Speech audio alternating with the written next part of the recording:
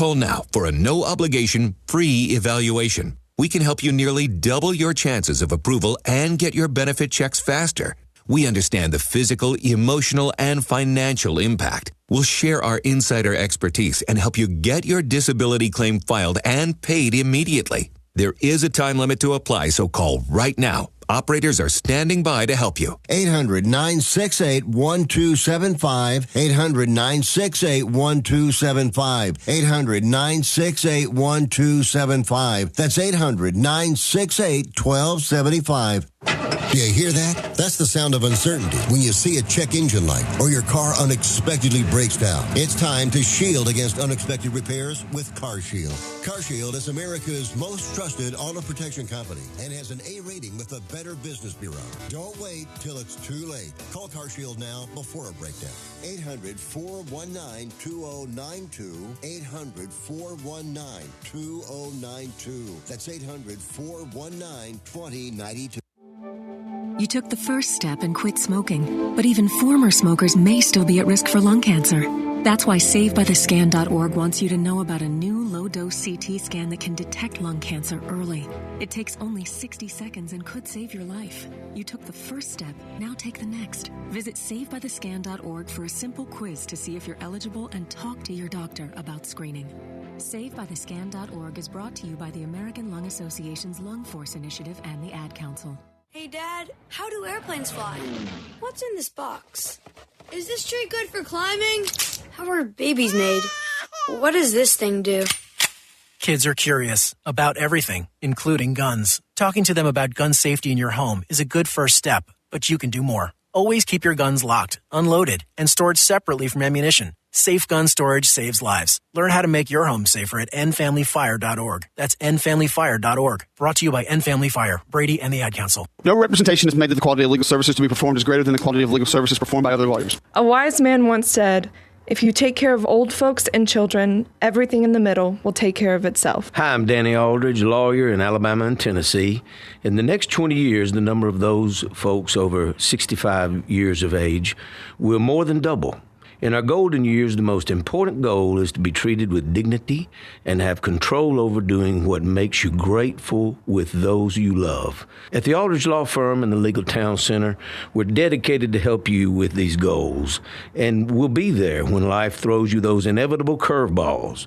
Let us assist you with your legal needs, whatever they may be or become. You may reach us by phone at 256-534-3188 or online with Dan at danaldridgelaw.com. Just remember, we're here to help.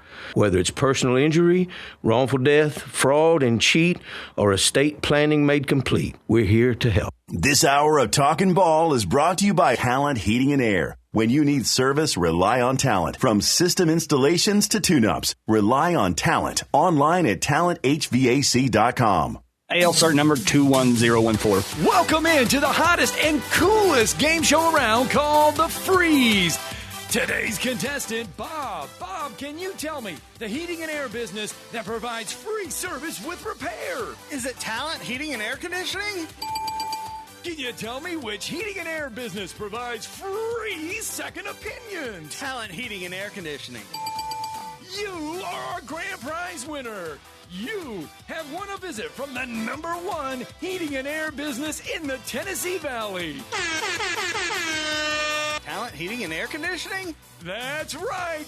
Talent Heating and Air is coming to you. This is Thomas with Talent Heating and Air Conditioning, and you don't have to win a game show to use us. We have free second opinions year-round, and we're doing free service calls with a repair. So just remember, call Talent Heating and Air Conditioning at 256-503-4490 or visit us on our website at talenthvac.com.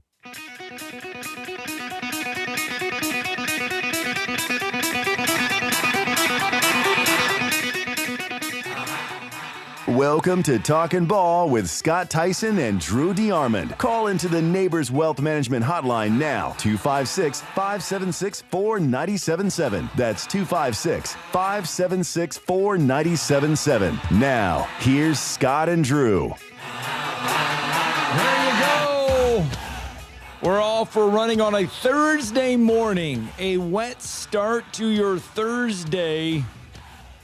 Here in the Tennessee Valley, raindrops are falling. 70 degrees right now, 77 your expected high, but you're going to see rain today pretty much all day long here in the Rocket City. Got a lot of stuff to get through here on a Thursday morning. Talent Heating and Air helping us get going. 256-503-4490. Get your system tuned up for just $49, or you can get yourself a new system as well at Talent Heating and Air, talenthvac.com. Mention those raindrops, and they are going to change a little bit of your SEC baseball schedule for today. Mississippi State and Georgia will now play at noon. That means coming your way, pregame will be 11:45 here on 97.7 ESPN The Zone.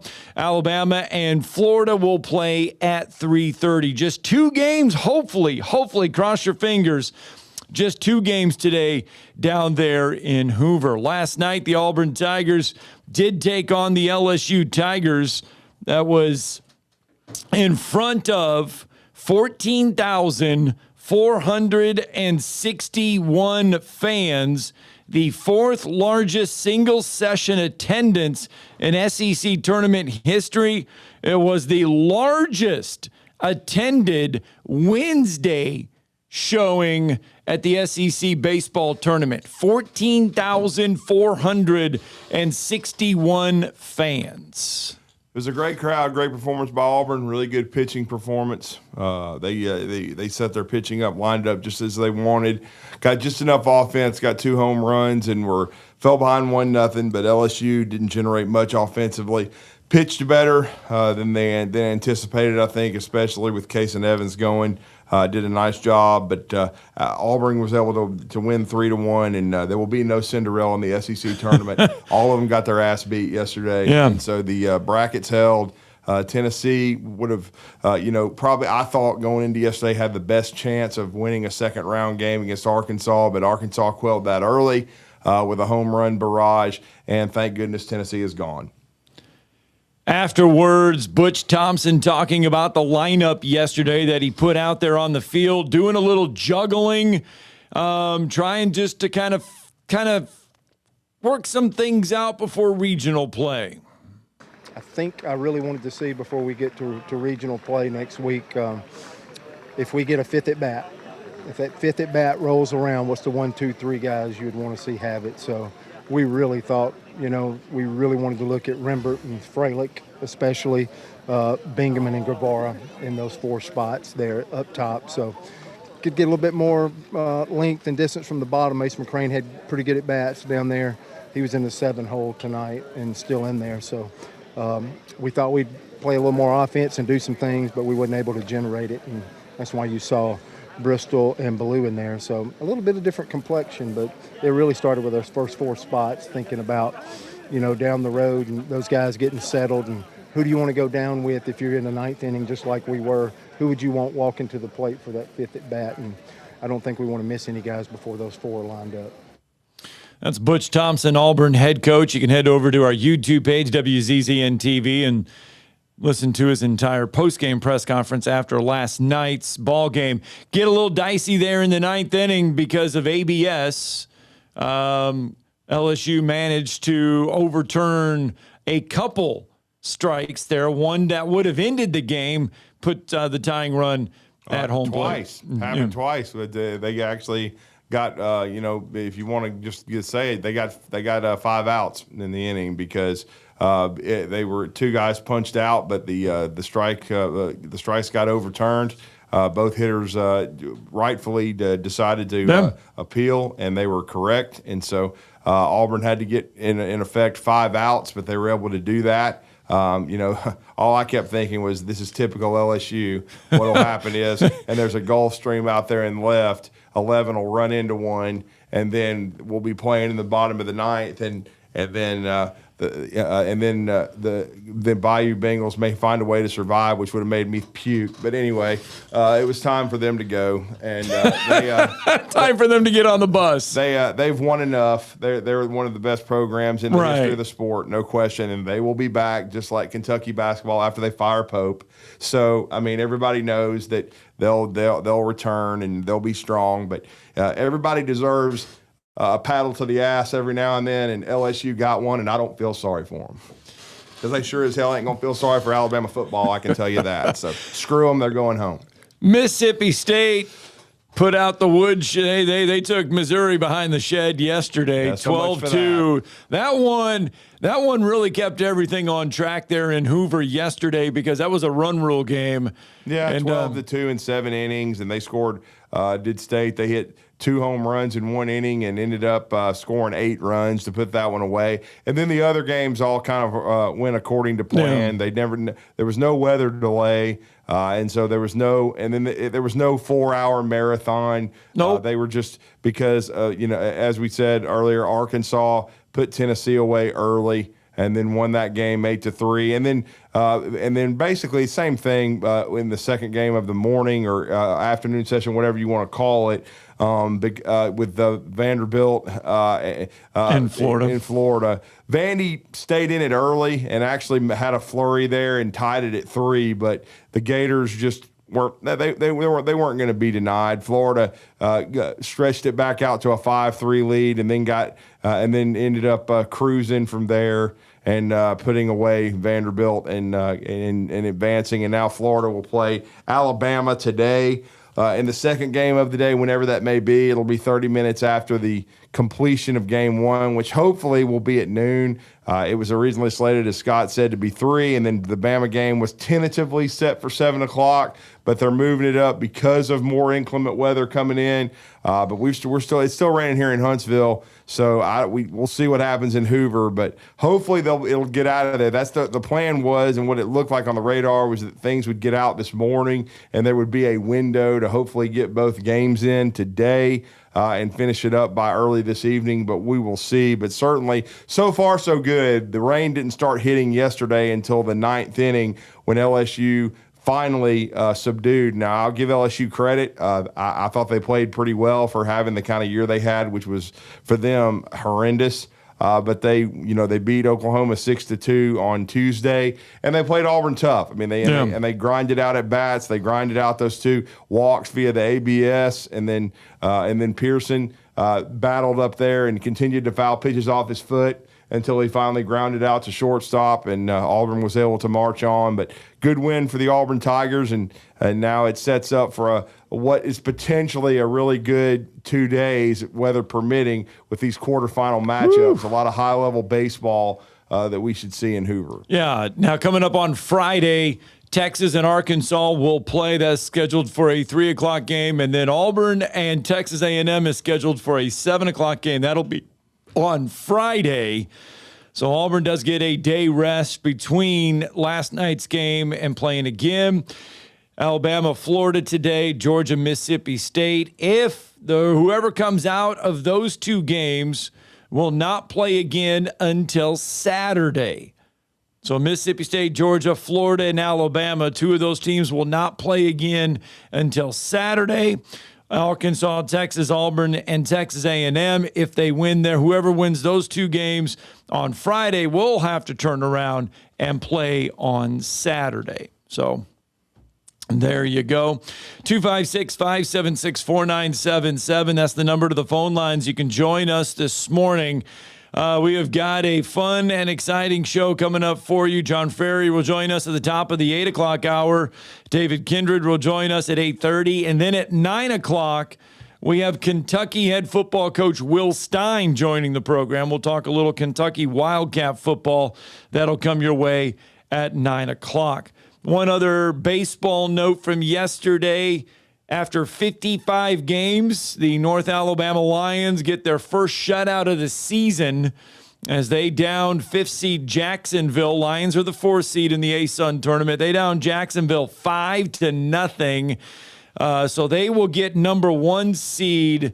They're playing there in DeLand, Florida, but they get number 1 seed North Florida today at noon there in the ASUN baseball tournament. And there was a lengthy rain delay in that game as UNA built that 5-0 lead early by the 4th inning, and then they got it back underway, and as you said, the Lions completed the shutout. So they are still alive, competing for an automatic bid in the ASUN, which would be their first Division I berth in the tournament if they could get that done. But they're, as you said, playing North Florida today at noon. All right. There you go, ASUN baseball tournament, SEC baseball tournament going on. I tried to look because the crowd of 14,461 was large. I tried to look to see what some of the other crowds were, the Big Ten and the ACC, just to see. Big Ten ain't going to put any attendance up because there's probably 15 people there. They said that they would not put it up until after the tournament's completion. Because there's probably not going to be 14,000 people throughout the entire week that attended. That's why. Playing it in Omaha. I did not realize they were playing it in Omaha. Same matter. Place as the College World Series. I did not realize that's where they were playing it. I was just curious to see how they were stacking up. Good. Congrats. Because what that is when you don't release the attendance is you could. I looked on all the box scores. I looked on everything, and I could not find attendance numbers from. You could have a flyover and bomb the whole place with water balloons and hit nobody, and nobody would get wet. That's basically what you're saying. I did look at the first couple ACC games, and they had like 3,000, 4,000, 3,000, which means 1,000 or less. That's the old SID counting measure there. Oh, yeah. How many do you have? Tickets sold. That's what it is. Because all those tournaments combined can't even touch the SEC. No, that was impressive last night to see it. There's nothing like it. The SEC runs it better than any league. They support baseball better than any league. It's the only conference that has their own ballpark for their tournament because basically Hoover is technically, yes, it's the city of Hoover. Yes, it's the Met. Yes, they share it with Hoover High School, but it is really technically the SEC's baseball field. Hey, look, I watched some of the Alabama-Oklahoma series earlier in the year, and that was in Norman. And all you had to do was watch that broadcast and then listen to the tidbits that they gave the SEC network crew. And it was that basically we had one of the best ballparks and there was nothing to worry about in the Big 12. Then we got in the SEC and we toured everything, $40 to $60 million renovation. Because in other words, it sucked. Yeah. So step it up or get out. That's what you got to do in the SEC. And I don't care about these other leagues. I don't care if they fall into a crater. That's why the SEC's won 7 of the last 8. I don't care about some schmuck calling in, complaining about Michigan and bitching and all this stuff. Because they want to play, they want to come play, in good weather. Yeah, they do. And they want to come where baseball's supported.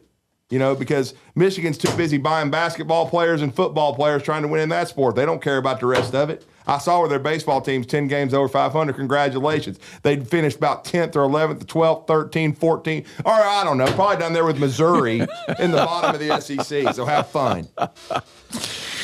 Oh, we just want to have some fun here on a Thursday morning. We will, but we're going to get a break in. Then we'll come back. We'll have a little bit more fun. Talking Ball, 97.7 ESPN The Zone, where it just means more.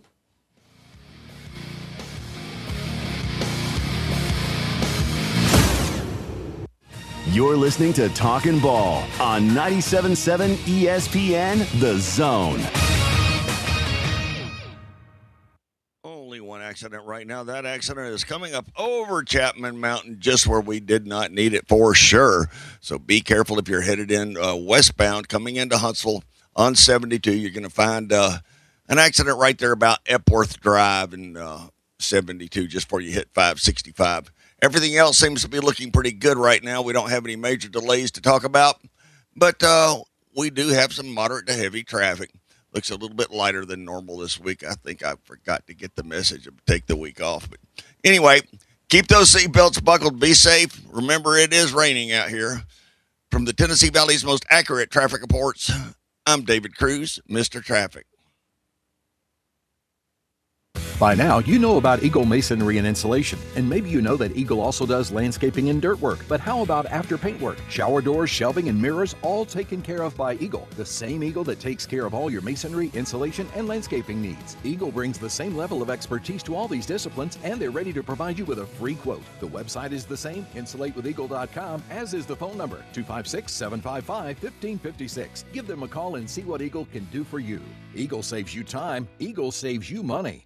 Hey folks, Arthur Seed, managing partner at University Kia, letting you know we are proud supporters of Alabama and Auburn football. Swing by University Kia today and check out our huge selections of brand new Kias, including the spacious Telluride 8-passenger SUV, the slick new K5, the sporty Kia Seltos. We've got perfect cars for every lifestyle and budget. Visit universitykia.com to view all our amazing offers and get pre-approved amenities, because we want to see you in a Kia. Roll Tide, War Eagle.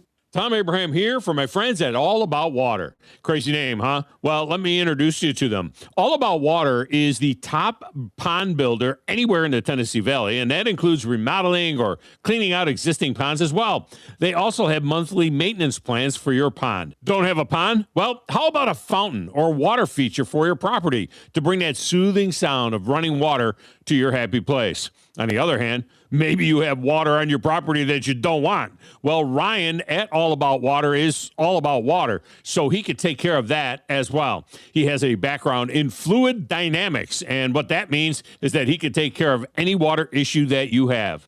Finally, how about that irrigation system that you have or that you want? Well, they do installs and maintenance and repairs on those as well, because they are all about water. Learn more at allaboutwaterllc.com. That's allaboutwaterllc.com. Hi, my name is Dan Aldridge. I'm here to let you know about the Aldridge Law Firm and the soon-to-be-announced Legal Town Center.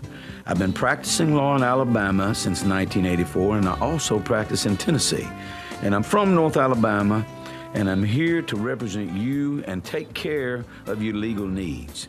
For many of us, hiring an attorney is not high on the priority list, and maybe a little scary, but it's something that we all need at some point. So by all means, do your homework. And if you need representation for car accident, wrongful death, medical malpractice, nursing home abuse, or estate planning, or any other matter, just give us a call at 256-534-3188, and you can email me at Dan at danaldridgelaw.com. Dan at danaldridgelaw.com. God bless America. No representation is made that the quality of legal services to be performed is greater than the quality of legal services performed by other lawyers. I would like to declare a burger war on zone deals with Five Guys Burgers and Fries and Bad Daddy's Burger Bar, and may the best burger win.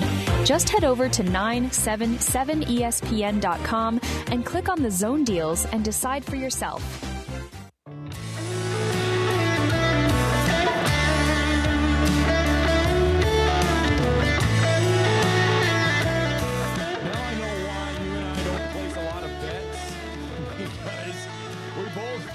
Starting times last night for Auburn and for Auburn's baseball game. I said 9.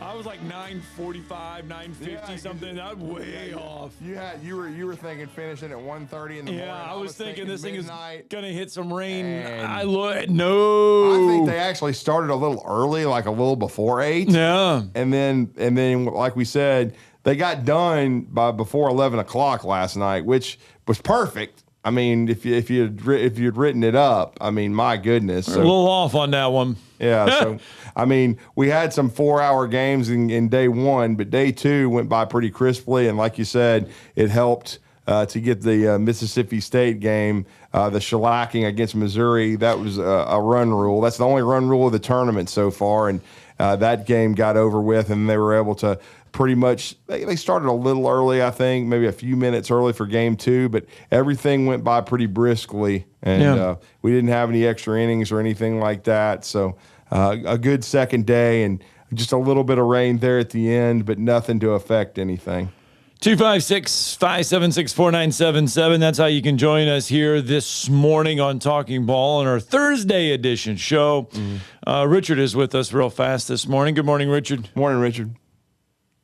Hey, morning, guys. Is it true that Ed Orgeron is back at LSU? Yeah, we're going to get to that here in a little bit. Yeah, he is. I'm just shocked, you know. He was with Lane at Tennessee and at USC, so I'm surprised it took this long. I would have thought he would have initially been back, and I know maybe through his agent or whatnot. I think we heard several weeks ago, a couple months ago, that he was he was open to returning to coaching. And there was rumors that he was going to return to the staff at LSU after being paid $17 million. He is going to be a special assistant for recruiting and defense there for LSU. And what's funny is his last payment, because he had a $16.9 million buyout. $17 million, yeah. His last payment from LSU came on December of 2025, which was over $400 and some thousand. That was his last payment for his $16.9 million buyout at LSU. So now he's getting more money from LSU. And Richard, I don't think anybody, when he said he was open to returning to coaching, I don't think anybody thought he would be a head coaching candidate again. But to me, I mean, he would see what's out there. But I think everybody, once Lane got the job at LSU, could see that just materializing, that he would be open to coming back and that he would probably be a part of that staff because he and Lane have stayed close, no doubt about it. And as Scott just pointed out, they just got through paying him off. Can't you see their athletic building? Can't you see their athletic building? You got Stansberry running around, Will Wade, Lane Kiffin, Orgeron. I mean, well, they've pretty much have everybody that they fired there again, because Will Wade is back, Johnny Jones is back, Will Wade, Ed Orgeron. I mean, that's three. That's three coaches that have been fired from LSU that they've had to pay buyouts to that are back on the staff. Louisiana is an amazing place. It is. I saw that. I had to double check this morning. You get so many of these fake accounts. Oh, that's true. Yeah. LSU released the official statement that he's back. Yeah, with the made for social media picture of Ed Orgeron and Numbnut shaking hands. Yep. Yeah, I guess maybe Ed would kind of spent all his money or something, had to get a job. Well, he got divorced, he may have got taken to the cleaners over that. So I've heard rumors about it. So he's got two twin sons too. So he probably needs money, knowing Ed. Yeah, like I said, I saw that and I go, I knew I'd heard the rumors, but I just didn't think it would be true. But like I said, only in Louisiana could you have all that going on. I mean, just craziness. Yeah, I mean, you pay somebody off, you fire them, then you bring them back. Yeah, it's insane. I've never, especially when you talk about three of them. I mean, good grief. I mean, and then don't forget, Stansberry's had quite a history, and so that's why he's called Slick Rick. Yeah, actually, his son's on staff, and Johnny Jones' sons are both on staff there. Oh, both of them are? I hadn't noticed that, but that doesn't Isaac shock me. Isaac was the one that was the walk-on at Mississippi State. Yeah. For Stansberry's son, yeah. Yeah, and he actually was with Wade last year. I just happened to look it up. He was with Wade at NC State as like a video coordinator or something. Mm-hmm. But, a buddy of mine, I said, here, Stansberry's son's on staff. He goes, I think Johnny Jones' son is too, and he is. You go on the, their website for basketball, the staff pictures or whatever. Right. Jones' son's on there and Stansberry's son are both on staff now. So. Well, they need to be recruiting for sure because half of them should be ineligible anyway. Well, you never, like I said, the way these judges are. From Huey Long on down. And all the half their governors are in jail. So you'll just find the right judge to rule in your way. So. Well, hey, Charlie Baker and Sankey, do your jobs. Declare them ineligible if they step on the floor. They should have already just said no. That's what Sankey should say to begin with. Well, he needs to soon for sure. I think you can say we can't hire Bo Davis. Yeah. Whoever was the AD. Whoever was in charge. Right. Agreed. Out. out. So I mean, they can kind of tell Wade and LSU what they can do because they're part of the conference. That's right. So. Yep. Mm-hmm. No, I guess I'll go back and celebrate Ed Orgeron Day here. So, where Ed's back. I mean, you may have to play the old video, whatever the. Colonel Reb is crying because I'm sure he's crying again. Yeah, since it also brings back the Hummer commercial as well. JoJo and the Hummer. The JoJo and the Hummer. I mean, that one. That's what we got to check now. Is JoJo on the staff at LSU?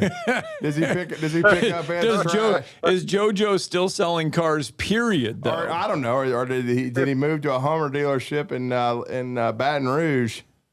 No. It's Louisiana. Yep. See you guys later. Thank you, Richard. Hey, I'm Coach O. I just love my Hummer. I believe the Hummer is the best vehicle on the road.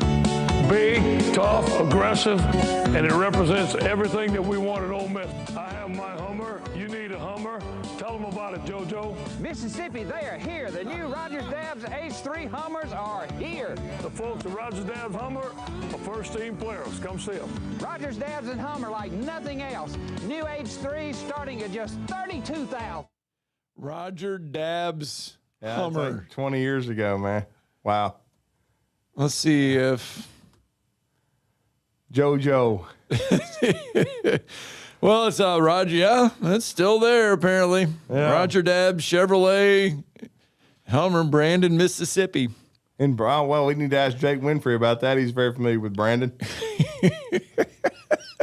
And not Pilcher. We're talking about Brandon, Mississippi. Brandon, I didn't even know Brandon, Mississippi existed. Oh, yeah.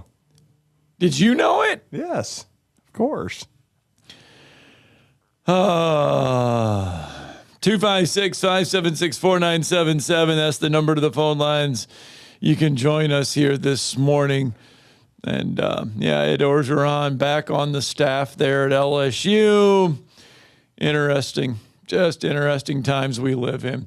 Let's get a break in. When we come back.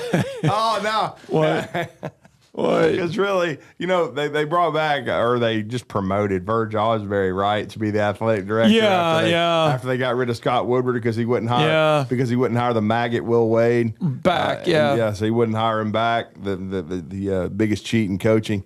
But now, of course, we have another listener texting in that if this is Louisiana, what will happen is instead of just paying off Brian Kelly, he'll just be the athletic director. Oh, Will Wade did pick up a 7-footer yesterday as well. Somebody told me that. I really wasn't paying attention. Yeah. He was like 9, but this one's only 19. Are we sure? Did we check his birth certificate? He's 7 foot tall. He's another foreigner coming over. I'm just saying with the Danny Almonte thing. Right. Well, the 19-year-old just handed everybody a birth certificate that said I'm 19 in crayon. Yeah. I got to get a break in. Matt Moscona on his show the other day, 104.5 in Baton Rouge. Yeah. Yeah. Is asking the question, why is Will Wade the villain of college basketball? Because he's a scumbag. Well, he went off on it. It's kind of funny. We'll let you hear about it because Nate Oates went through the exact same thing, 3 months ago. Yeah. And now Will Wade is getting his turn, but they're completely different, I think. Oh, they are. Completely. But we'll let Matt Moscona, we'll let you hear what Matt Moscona had to say. It's pretty interesting. And then you got the reputation of Will Wade. So. Yes, that sums it all up. Let's get to break. Mm-hmm.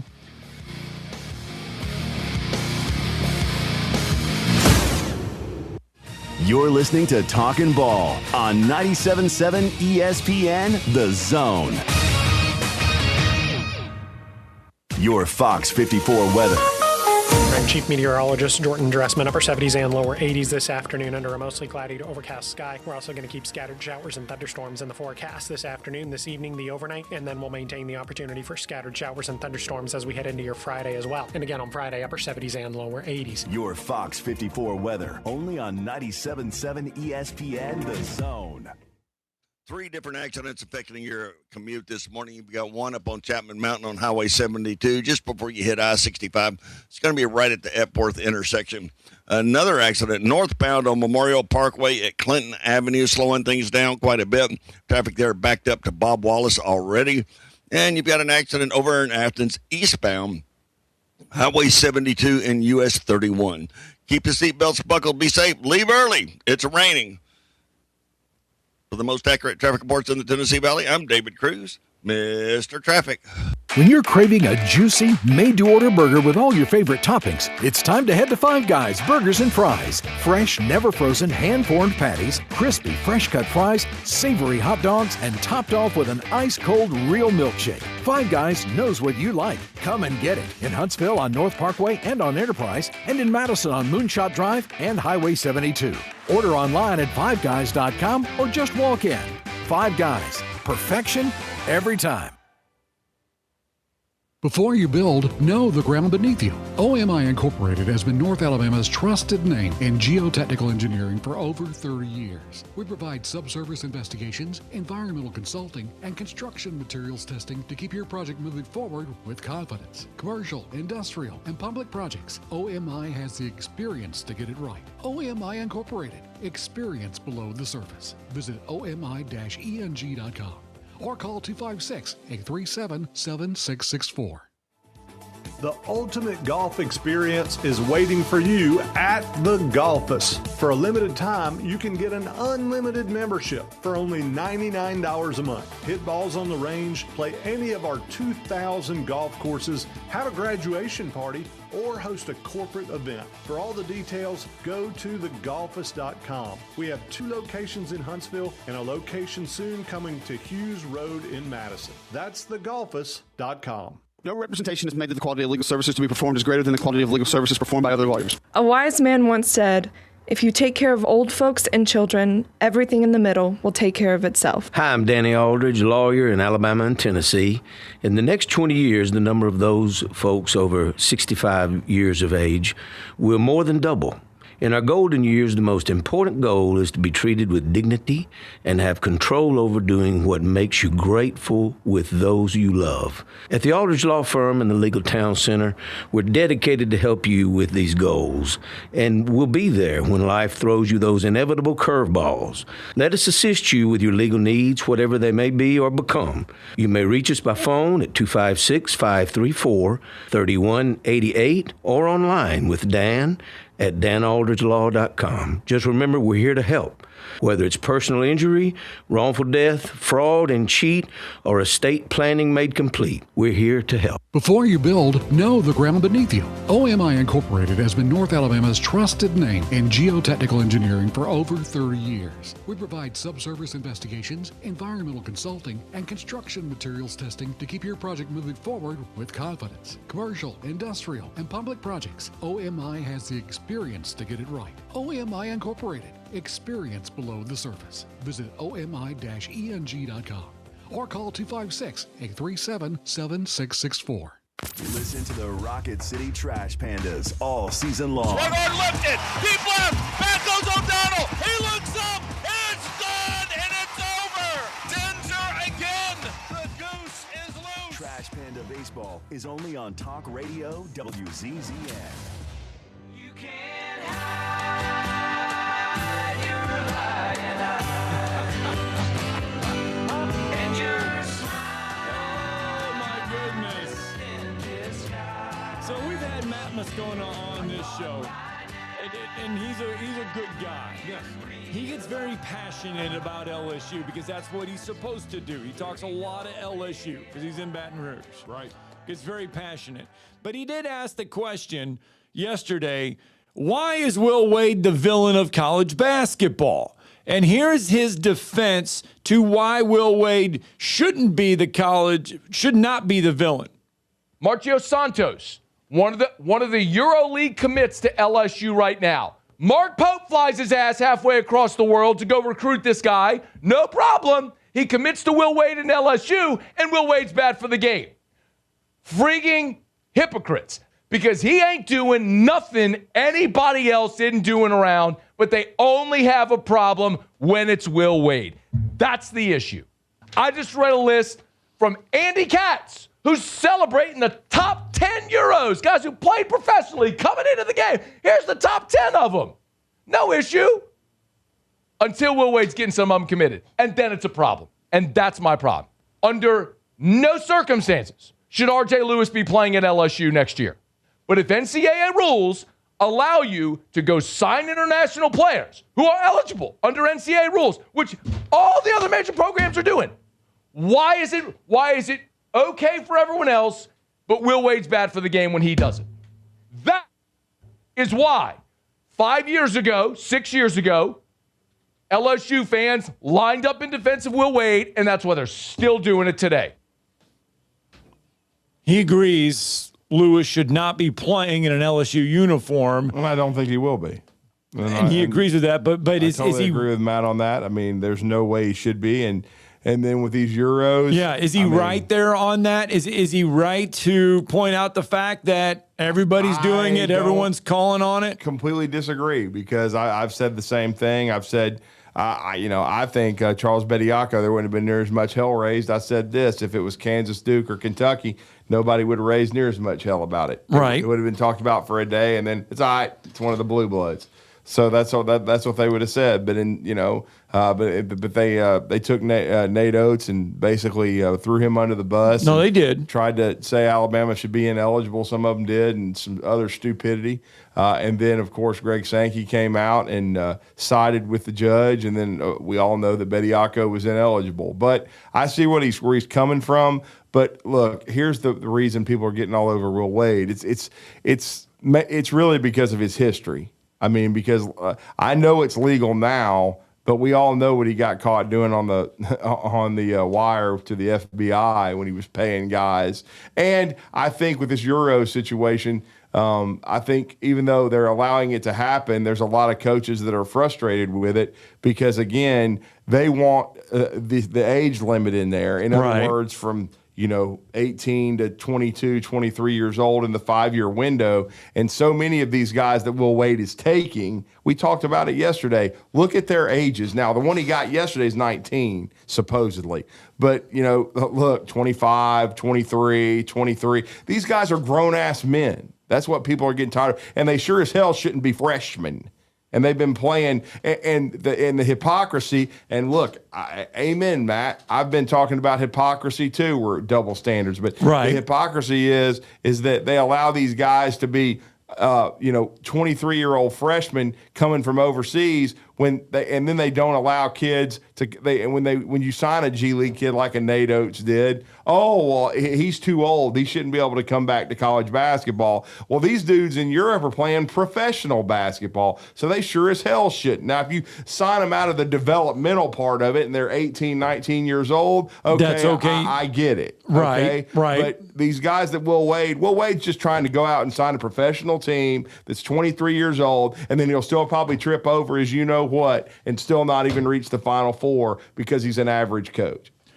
And it was because of everything that Will Wade did at LSU the first time is why we're looking at it in a negative light right now, right? Of course. If Will Wade didn't do anything like that beforehand, if he wasn't caught on tape with the strong-ass offer, wasn't in the FBI report, wasn't in any of this, we probably don't, because what's his name? Brad Underwood at Illinois did the exact same thing a year ago, going out and getting four or five foreign guys that were 23, 24, did it all that, fielded his team that way, and not one person said a word or was like, oh my gosh, it's ruining college basketball. There is some hypocrisy involved there. I don't disagree with Matt at all, but these are yes or no questions. Did Will Wade cheat at Chattanooga? We assume so. There ain't no assuming. He didn't just start it. Did Will Wade cheat at VCU? Yes. Did Will Wade cheat at LSU? Yes. If the rules weren't changed, did he cheat at McNeese State? We assume so. And did he cheat at NC State? I'm going to probably have to say yes here. That's right. So, and we know what he's trying to do at LSU and circumvent everything. Okay, what's the difference between cheating and flirting in the gray area? cheating is just blatant, and that's what Will Wade got caught doing. And then if you talk to people in coaching, that's been his reputation since Chattanooga, okay? And even before he got, hired at Chattanooga. He's a sleazeball, Scott, and he's always been a sleazeball, and he will always be a sleazeball. A leopard doesn't change his spots, okay? It's amazing that LSU fans rally behind him when we talk about guys and we talk about coaches that have not really won anything. He won an SEC championship, went to a Sweet 16. He's won some games. Right. He's a good coach at best. He's never proven to be an elite to a great coach at all. And big whoop. I don't give a damn if he won the NCAA tournament game at McNeese State. Then he turned around and got whacked. So who cares? I really don't care, man. And what did he do at NC State? They basically limped to the finish line because he was too busy playing footsie with LSU. So I just don't think he's that great a coach. I'm sorry. But, LSU struggled for a long time in basketball. John Brady got him to the Final Four, but they eventually fired him. I think he does their radio now. Speaking of another one that's still there. They'll find you a job. Once you're in the program, you're in the program. That's why the suggestion for Brian Kelly just to be the athletic director. You know what I'm saying? He's got a corn cob up his ass already. He'd fit right in. He could be the AI influencer or whatever, because he is using AI and whatever to reinvent himself to become a better coach. He can handle that. Now all Jay Johnson needs to do is hire Smoke Laval as his baseball recruiting coordinator now that they sucked. Oh, my goodness. You can't make half of this stuff up. No, it's crazy, man. That's why Richard called in and said, was it fake? He wanted to make sure.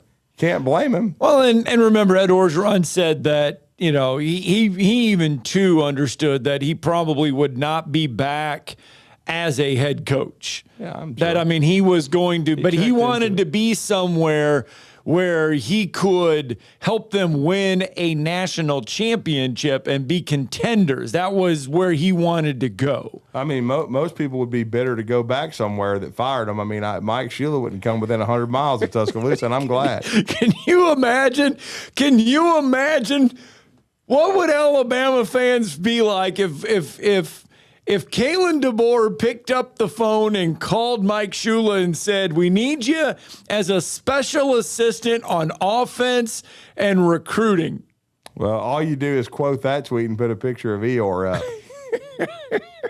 with it raining on his head. Would Alabama fans rejoice like LSU fans are like, I think half of them are rejoicing that Ed Orgeron is back on the staff. No disrespect, but if Alabama were doing it, it'd be like bringing in Shula to be an analyst. Yeah. And then Mike DeBose to be director of high school relations. And Mike Price, external affairs? No, Mike, and Mike Price and it would be... it would be community relations. No. He'd be hired to run Yay Alabama. That'd be what that would be like. Let's just bring them all back. Yeah. Let's have Nate Oates. Let's have Nate Oates bring back Avery Johnson as a defensive consultant. Yeah. You get about as much effort out of him as you would at James Harden. Oh, my goodness. Good guy, just can't coach. 256-576-4977. Oh, that's the number you can call if you'd like to join the program here on a Thursday morning. And we try food on this show. Going to try a new What item did you get today? Found this yesterday as I was checking out at my local Circle K, and I'm going to try them. I'm a big chili cheese dog person, so these are chili cheese dog Cheez-Its. And I'm going to try them today on the show. Chili cheese dog Cheez-Its. Yeah, there they are. Chili cheese dog Cheez-Its, man. All right. For the Memorial Day weekend, I'm going to try them. I don't know. I'm a little nervous about a hot dog flavored Cheez-It, but we'll see. Drew will open up the bag coming up next. Limp Bizkit had some hot dog flavored water at one time. I think that was the name of one of their albums. We'll get a break in. We'll open up the chili cheese dog Cheez-Its when we return. Yeah.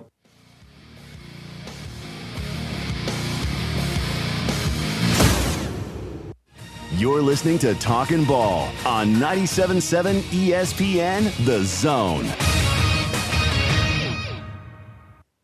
Couple of more accidents popping up right now. We have 72 in Epworth and Huntsville.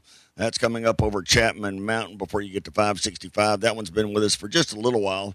On the ramp going to Clinton Avenue on the Parkway, be careful through there. That's going to take a few minutes to clear up. Police are on the scene there. 72 and Highway 31 in Athens. That's creating a problem. Another one in the Athens area. Highway 251 and Union Road in Athens. That's going to be out to the east of downtown area. Just use caution. You do have some wet streets right now, and your traffic times are slowing up from Fayetteville to Huntsville. It's about 60 minutes right now, and from Hazel Green to Huntsville, about 25 minutes. Winchester to Huntsville, somewhere in the neighborhood of an hour and 10 minutes.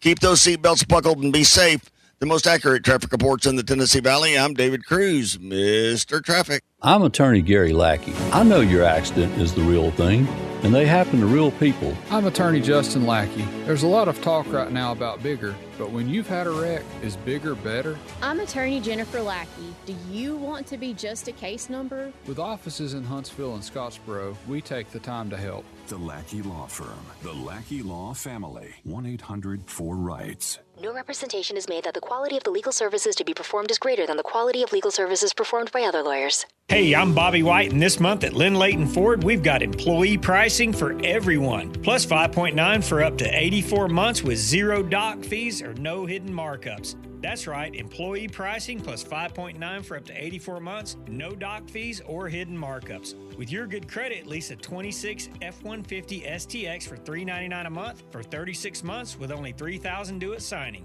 Lease a 26 Explorer Active for $399 a month for 36 months, $3,000 due at signing. Or how about a new Bronco Big Ben 4x4? $485 a month for a 36-month lease with $3,000 due at signing. We've got employee pricing for everyone, plus 5.9 for 84, and no doc fees or hidden markups. Come see us at Lynn Leighton Ford, right in the heart of Ford country, just a mile south of the Beltline in Decatur, or online anytime at lynnleightonford.com. All leases are with a zero security deposit, 10,500 miles a year. Offer ends 5/31/26. See us for the details. In the market for a new or used car? Look no further than Hyundai of Decatur. With a large inventory of new, used, and certified pre-owned Hyundai models, Greenway Hyundai of Decatur is here to service all of your Hyundai needs. Come visit our exceptional service department as well. With state-of-the-art facilities and a caring team of automotive professionals waiting to service your vehicle, make Hyundai of Decatur your #1 choice for all your automotive needs. Give them a call today at 256-274-0279 or visit them online at greenwayhyundaiofdecatur.com. Hi, this is Wes Neighbors. I'm here with Sam Fleming with Fleming Roofing and Restoration. Sam, tell the folks about Fleming Roofing and Restoration. Hey, Wes. Our company, Fleming Roofing and Restoration, specializes in commercial and residential roofing and repairs. I'm a fifth-generation Huntsvillian, and our family's been doing construction business in Huntsville area since 1965. Sam, what kind of roofs does Fleming Roofing and Restoration do? Our guys are skilled enough. We can come out and address any kind of leaks or issues you might have on your commercial, on your metal roofing, on your shingles. We can do anything, and we can offer you a solution to repair it, or we can replace it. Well, you guys also do insurance restoration. Our staff has 10-plus years of experience as insurance adjusters, and we really do know the inside and out of the claims process at Fleming Roofing and Restoration. Check out Fleming Roofing and Restoration online at FlemingHSV.com, or you can call or text them at 256-651-9440. Hey, Wes, we show up. This segment of Talkin Ball is brought to you by University Kia, the #1 volume Kia dealer in the state of Alabama. Located online at universitykia.com.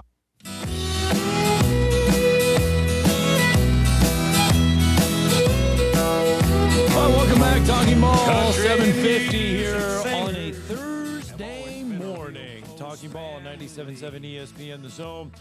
Drew has opened up the bag of chili dog Cheez-Its. Yep. Gonna take a little bite here, see how they are. All right. Thoughts on the chili dog Cheez-Its? Not bad. Not bad. Woo! Not bad. Okay. I would eat them again. You'll eat them again. Mm-hmm. This is not like the Oreos, where I force myself to eat too.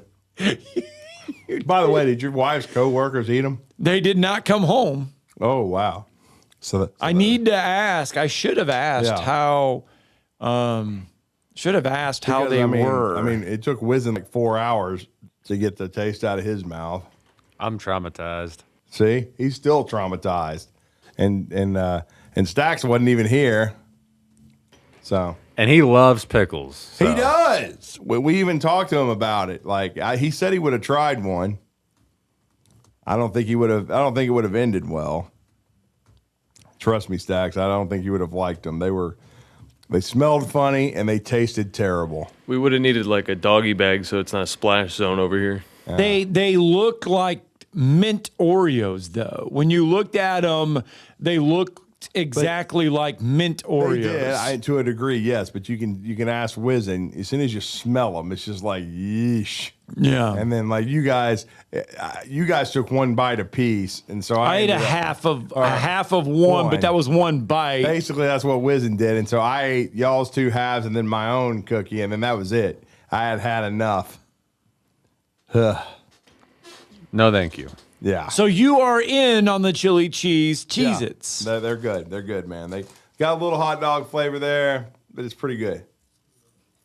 I don't know how you get a hot dog flavor. I don't know what you add. Well, I don't know what you add to get a hot dog flavor. I don't know if it's pure hot dog flavor, but a little wang.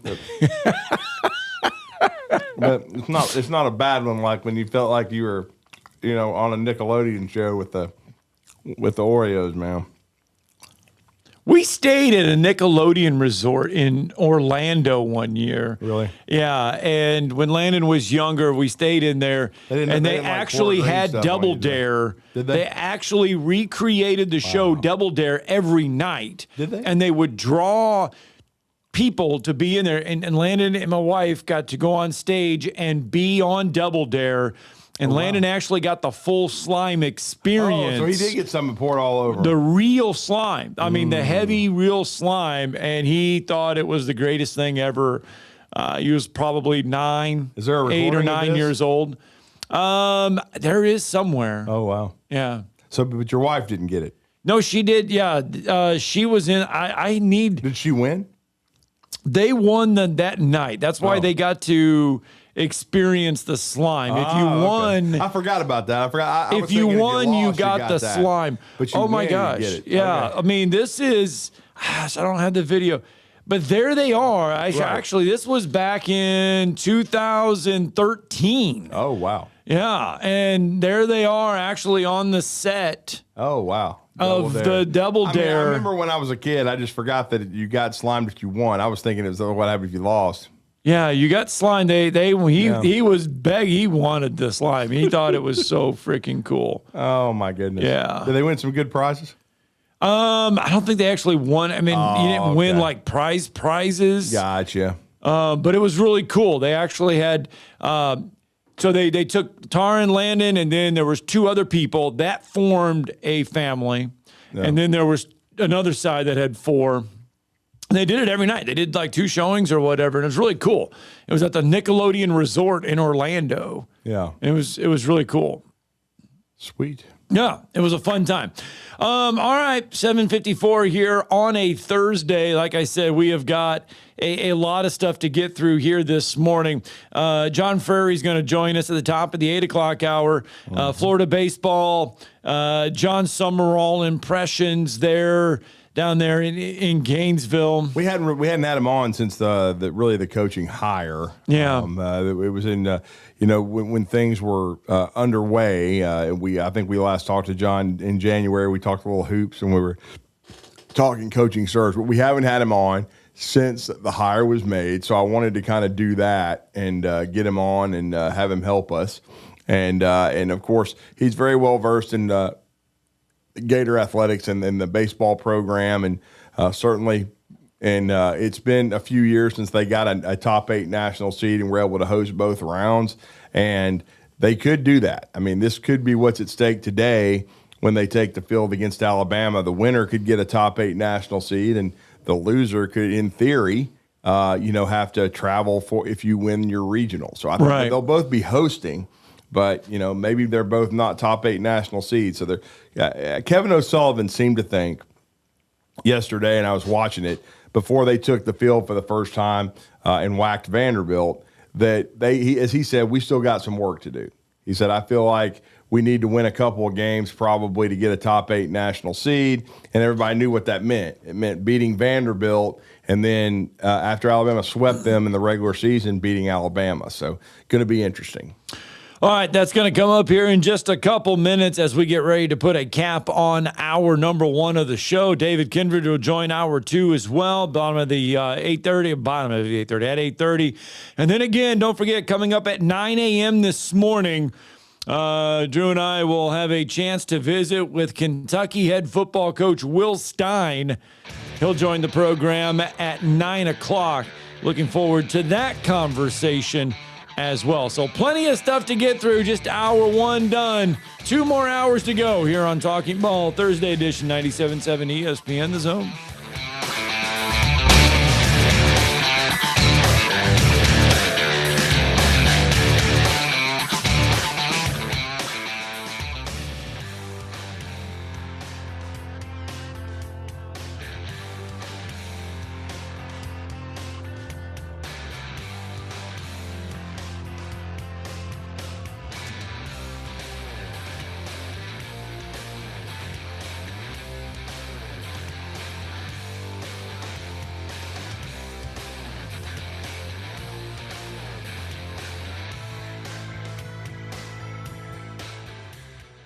This is Brent Musburger's VSiN Action Update on 97.7 ESPN The Zone. Drivers who switch to Progressive have an annual savings of nearly $750.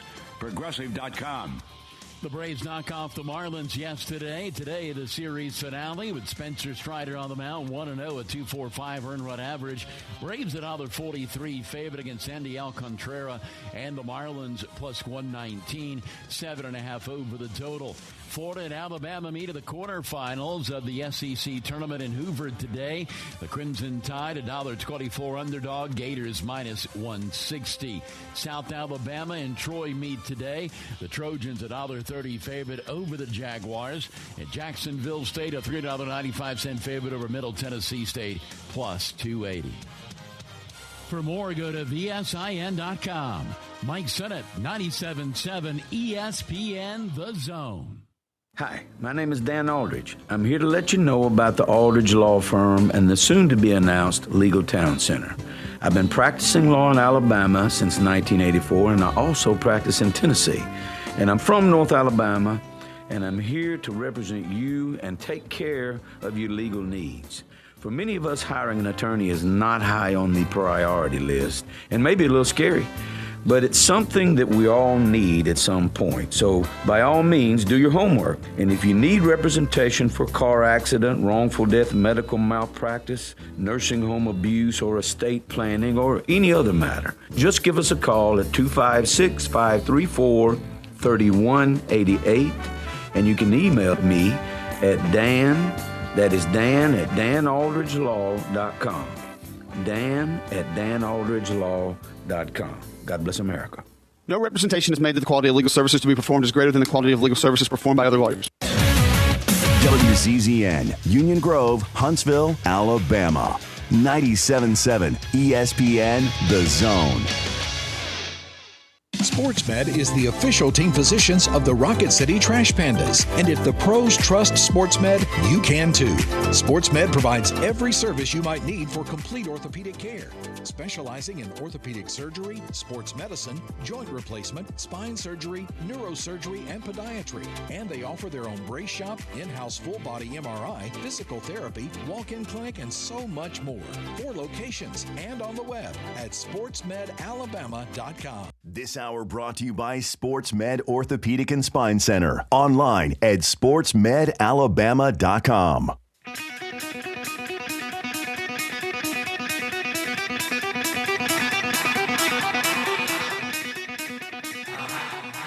Welcome to Talkin Ball with Scott Theisen and Drew DeArmond. Call into the Neighbors Wealth Management Hotline now, 256-576-4977. That's 256-576-4977. Now, here's Scott and Drew.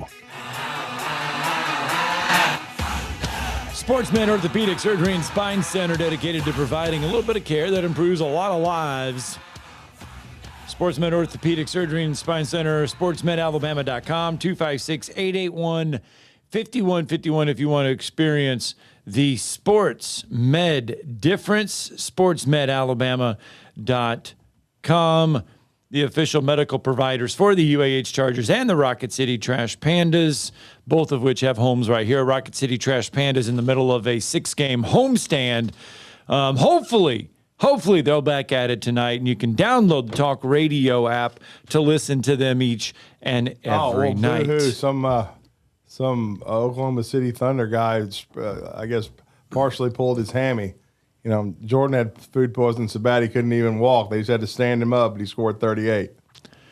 Oklahoma City Thunder, by the way, does even that series, I should say, at one game apiece with their win over the Spurs. I mean, it'll be a 7-game series. My wife did text me in real fast before we get to John about the dill pickle Oreos. Oh, did they eat them? This was her response. She just sent it to me. Right. She goes, I've never seen so many grown fat men that like to eat be so disgusted. They all hated them.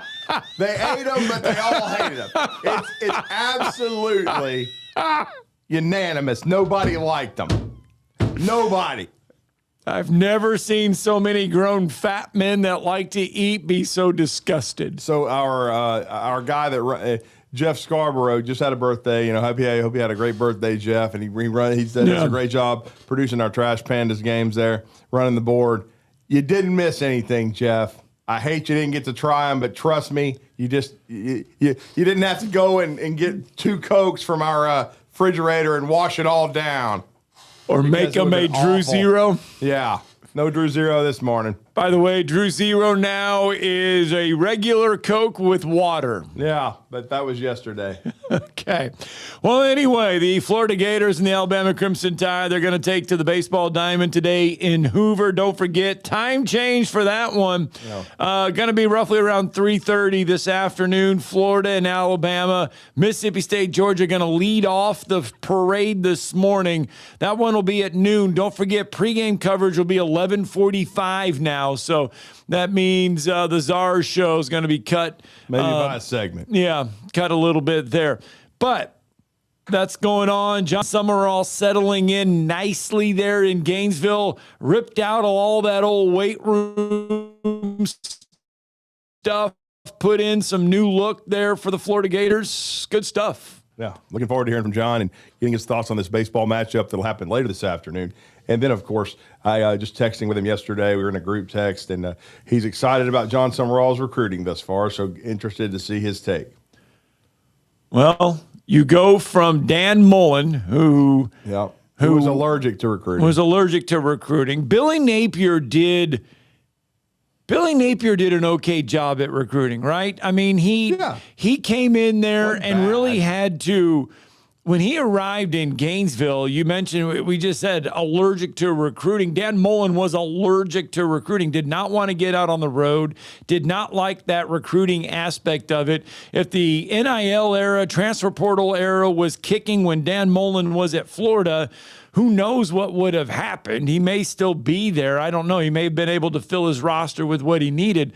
So when Billy Napier walked in, the talent level was not as good as what it should have been. He tried to fill up the reservoir, put some talent in there, and John Summerall continuing to build on that, right? Is that a way to look at it? Yeah, no doubt. And I know we're going to go out to the Neighbors Wealth Management Hotline, and I think no question that he's setting the stage. John is recruiting wise. I think he's going to do it a lot like Kalen DeBoer. I think he's going to recruit well within the state of Florida and on the high school level, and then he's going to do a nice job with the transfer portal. He's not allergic to it at all. He attacked it hard, both at Troy and Tulane, was very effective. So he understands how to build a roster. There's no question about that. But we're going to talk to John Frary, and you can, of course, hear him daily on WFOY, which is in St. Augustine, Florida, and it's an honor for me to be a part of that show. And he, of course, you can hear him from 4 to 6 Eastern, 3 to 5 Central every Tuesday, and then, of course, from 4 to 5 Eastern, 3 to 4 Central every Wednesday through Friday on 1021news.com. And, of course, we're talking about John Frary, and he's going to talk some Gators with us now. John, you're with Drew and Scott. How are you?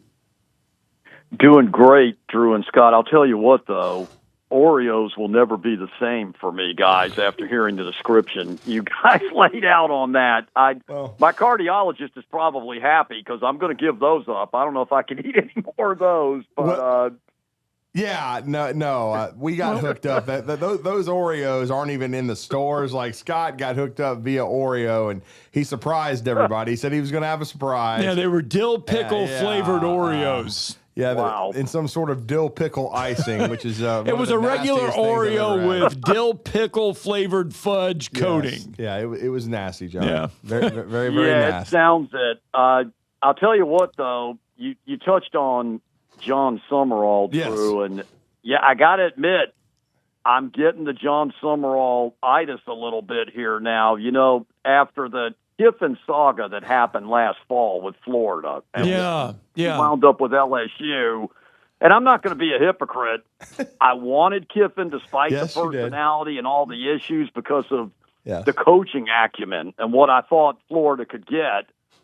But recruiting-wise, this is off the charts. Billy Napier was okay at recruiting, as you guys touched on, but nothing like this early on. I mean, this reminds me, and I'm not saying John Summerall is going to be as good as this guy, but this reminds me of how Kirby Smart started at Georgia years ago.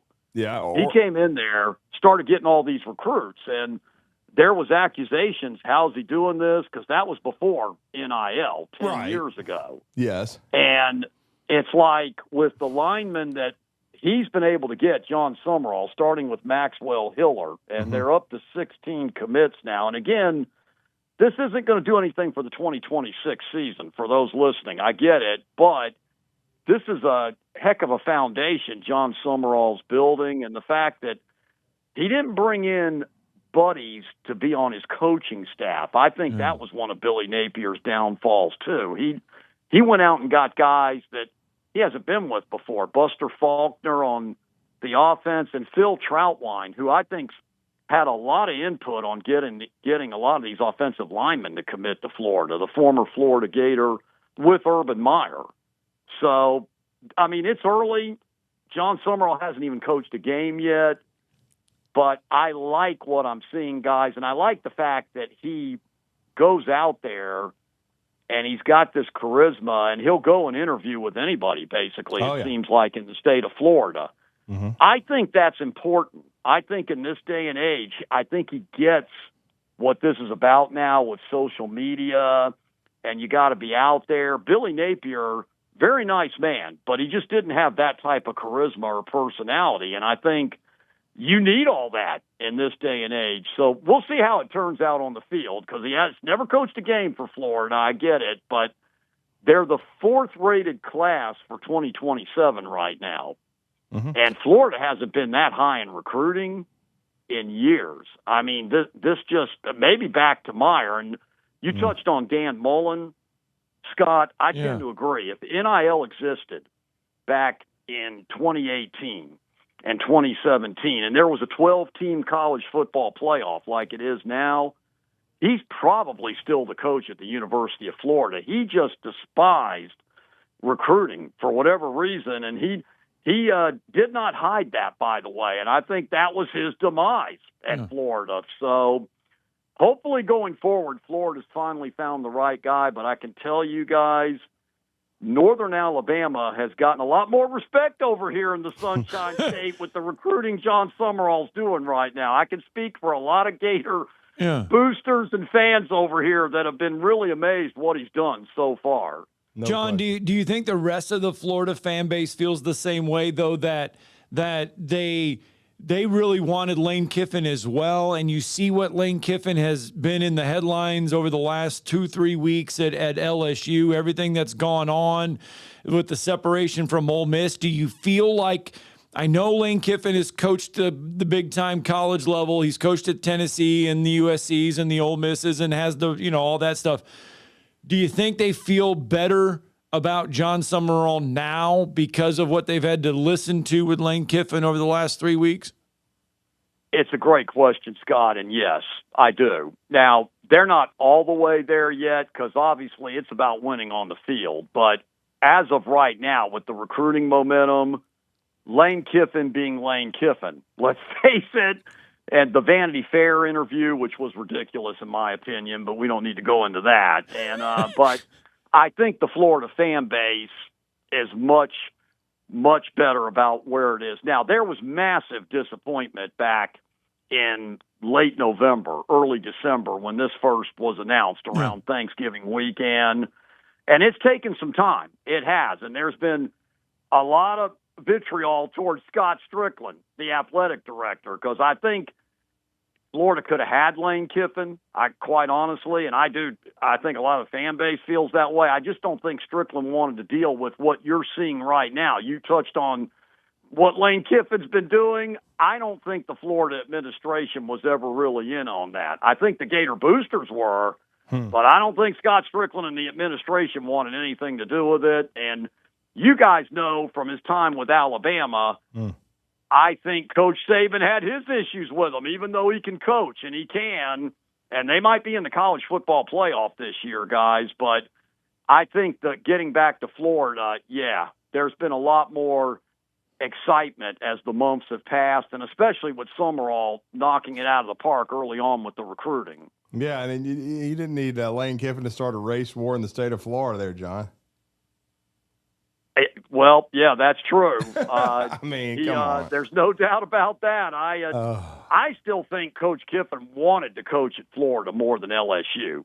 Mm-hmm. I'll believe that forever. But Florida wasn't willing to give him what LSU complete control. Right. In fact, they hired a general manager, Dave Caldwell, who's from the Jacksonville Jaguars years ago, ironically, that's down there. Lane Kiffin didn't want anything to do with that. He wants to be front and center, as you've seen. So, again, it's going to play out. We'll see how it works. I've got a much better feeling about it, guys, which means absolutely nothing than I did with Billy Napier. It was more of hope with Billy Napier. Mm-hmm. With John Summerall, I don't know. I go back to the guy's personality and the way he's hitting the recruiting trail. It just gives you some confidence that, and the way he's laid out this coaching staff, that this might work. But time will tell. We'll see how it plays out. Well, we are talking to John Frary, of course, with WFOY, St. Augustine, Florida. And now a big baseball game later this afternoon. A lot at stake. I thought it was interesting. I was watching the coverage yesterday. Really good performance by Florida. Putting away Vanderbilt and basically ending the Commodores season, I think. It was a 19-year streak, a remarkable one for Tim Corbin, but they just don't have the resume. But O'Sullivan there was no dancing around. He said before the first pitch, look, we're lining our pitching up this way, and they're going with their top two guys. He said, we've got some work to do. We feel like we're going to host, but we feel like we need a couple of wins to lock in a top 8 national seed. They got the first one done with Vandy. And I think Alabama might have a top 8, but I'm certainly not completely convinced. I think beating Florida a fourth straight time, which would be very difficult to do, would, I think, lock that in. But, of course, if Florida wins, they've got a case as well. So this could be for a top 8 national seed today, John, potentially. I think so for Florida, especially, Drew. I think Florida needs this for a top 8 seed. I think they've locked in a regional for next week. Right. But I don't think they've locked in a super regional if they were able to get by next week. So this would be huge. I think if Florida wins this afternoon, and by the way, for older guys like me, I love that time change, guys. I'll just say that now. I mean, that thing was scheduled to start at 8. You know how baseball is. That thing would have ended at midnight our time, maybe 11 or later your time. But anyway, right.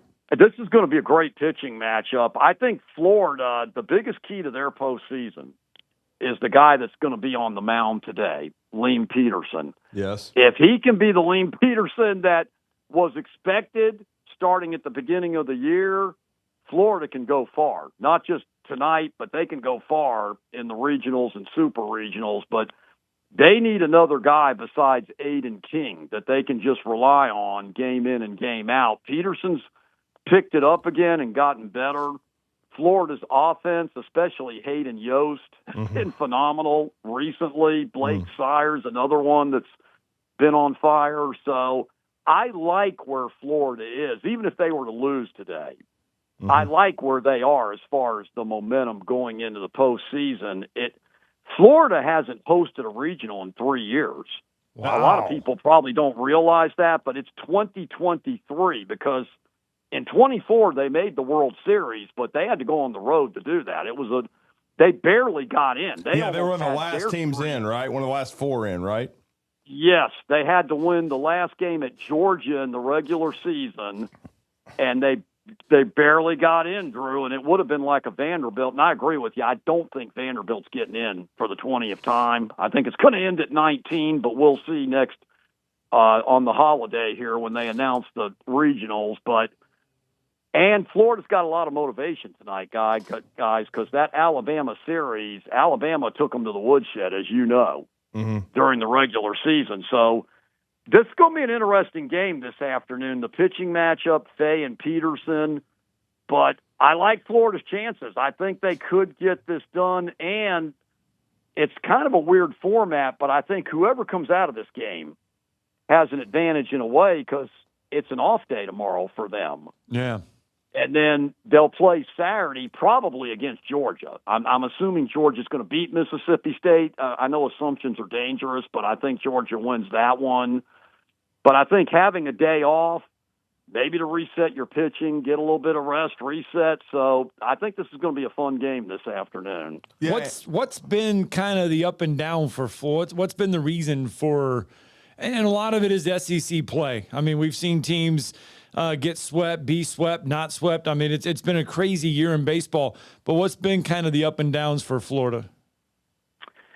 I think the pitching, and especially the midweek pitching, Florida has lost 2 home games to Jacksonville University this season, who's pretty good, but you wouldn't think Florida would lose in Gainesville twice to them. They also lost 2 out of 3 to High Point in Gainesville earlier in the season.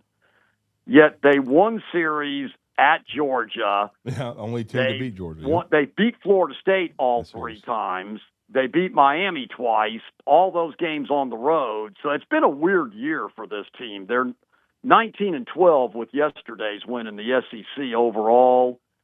But I think the pitching has finally started to get better, to answer your question, Scott. And I think that's been the difference down the stretch. I mean, they've had the hitting, but even that's woken up a little bit now. Hayden Yost specifically, the last 20 games, I don't know if there's a hitter in the country that's been any better the last 20 games than him. So that's why I like where they're at. And I kind of laugh, too, guys, when there's a lot of chatter about Kevin O'Sullivan during the year that maybe he doesn't have it anymore. Maybe it's time to move on, which I found laughable. He's been to the College World Series 9 out of 18 years. Yes, he has. They were in the World Series 2 years ago.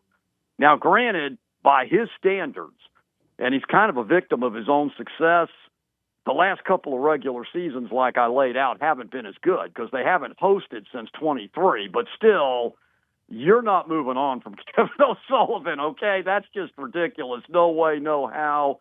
He didn't just one day forget how to coach. He still knows how to coach. So I think Florida's in good shape heading into May and early June coming up.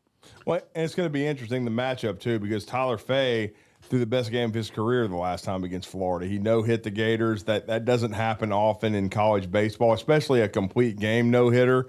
And so I'm sure the Gator lineup is anxious to get another shot at him. There's no doubt.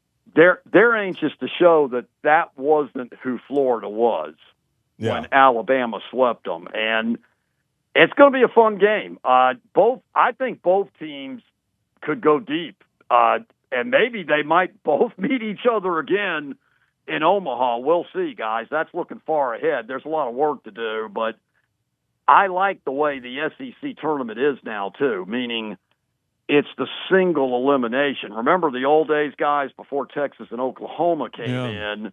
It was so confusing. You had single elimination to start, then double elimination, then it went back to single elimination. Nobody knew what was going on. This is a lot more easier to follow as well, and I like that myself. Well, it's going to be interesting today. 30 minutes after the completion of Mississippi State and Georgia, the Battle of the Bulldogs, it will be Alabama and Florida for the fourth time this year, as Alabama did sweep the Gators, but the Gators red hot right now, playing really good baseball. Kelvin O'Sullivan's teams, as they have tended to do in his 18 years, rounding into form for postseason play. And then, of course, we're all looking forward to John Summerall's first year in Gainesville, as he's one of our favorites here from the Rocket City, the Grissom High graduate. Well, John, we appreciate it. Let everybody know how to follow you, and we really thank you for the time this morning. I appreciate it all being on, guys. And they can follow me on X at JF_sports now and online in St. Augustine at 1021news.com and 102.1 or 1240 WFOI. And I'll close with this, guys. Florida may get some good news in basketball, too. Ruben Chinyelu. The deadline draft, for the NBA is May 27th. That's right. The chatter is he's coming back because he's projected to be a late second-round draft pick in the NBA. Very and the wise. way it is now, he'll make more NIL-wise coming back to Florida than he would going to the NBA. So there's a lot of excitement for that, too, and Coach Golden's not shy. He made some noise about Will Wade, but that's a subject for another day. But so there might be more good news for Florida fans out there listening. Thank you, John. Thanks, John. Thank you, guys. Let's get a break, shall we? 8:22 on a wet Thursday morning. Talking Ball, 97.7 ESPN The Zone.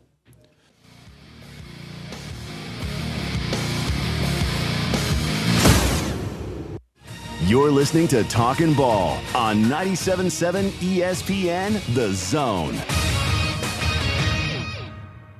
Specializing in simple and affordable rentals, McCurry Van and Car Rental can make sure you have just the right vehicle for your next family vacation, weekend getaway, or if you just need transportation while your vehicle is being repaired. McCurry carries Ford Transit vans and Mercedes Sprinter vans, trucks and work vans, and more. And they offer discounted rental rates for long-term rentals. Now with 4 locations: Athens, Muscle Shoals, Coleman, and Huntsville. Log on McCurryRentals.com to make your reservation now. That's McCurryRentals.com. Normally, when you call a roofing company, all you hear is, you need a new roof. Not when you call Fleming Roofing and Restoration. Since 1965, the folks at Fleming have been focused on what you need, whether it's an easy repair or a full roof replacement, commercial or residential. And when it comes to storm damage, you want Fleming on your side. They know all the ins and outs of insurance claims and will guide you through the entire process. Log on FlemingHSV.com and book your free estimate today. Fleming Roofing and Restoration. We show up. Have you ever turned your back on God? Have you ever absolutely known the right thing to do and just turned around and walked away in disobedience? I know that I have. Aren't we thankful for our great and merciful God who loves us and forgives us and remembers our sin no more? I'm so thankful that His mercies are fresh every day. I need that, and I suspect you do too.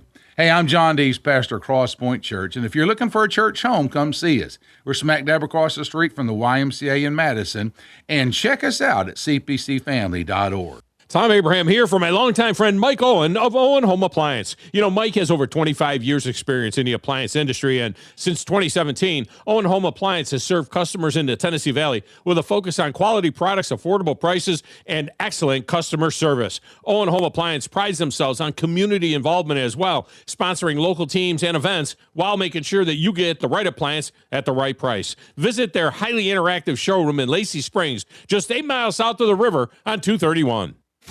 This summer, we make HVAC history as Sensagreen Heating, Cooling, and Insulation celebrates our country's 250th birthday. Happy birthday, America! In honor of crossing the Delaware River and kicking Cornwallis out of Yorktown, Sensagreen now offers $1,776 off new HVAC systems. Give me liberty and a new HVAC smart system this summer at Sensagreen with Bryant. Whatever it takes, just like our founding fathers. USA! USA! USA! Alabama license number 12705/52808. We are a nation that has overcome. We are no strangers to adversity. It's because we've been through challenging times and always come through more capable than before. We are strong, over 300 million strong, and together we're at our best. Join us for America's semi-quincentennial. That's right, 250 years in 2026. Visit America250.org.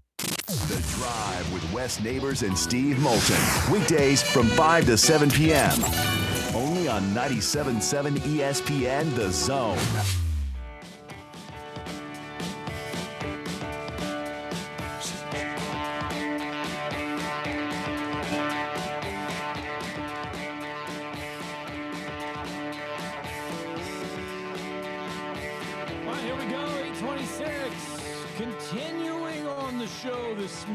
Talkin Ball, 97.7 ESPN The Zone.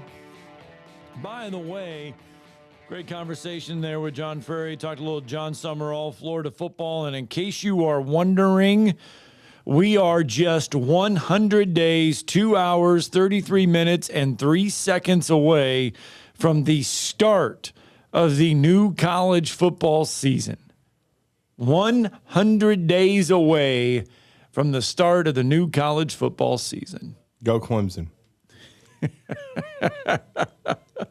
This time last year, everybody was putting on the old happy faces for Clemson, and Clay Klubnik or whatever was going to be the Heisman Trophy favorite, and oh my goodness, South Carolina's coming off that beautiful season a year ago. They're going to be so good in the SEC. They could challenge to win the SEC.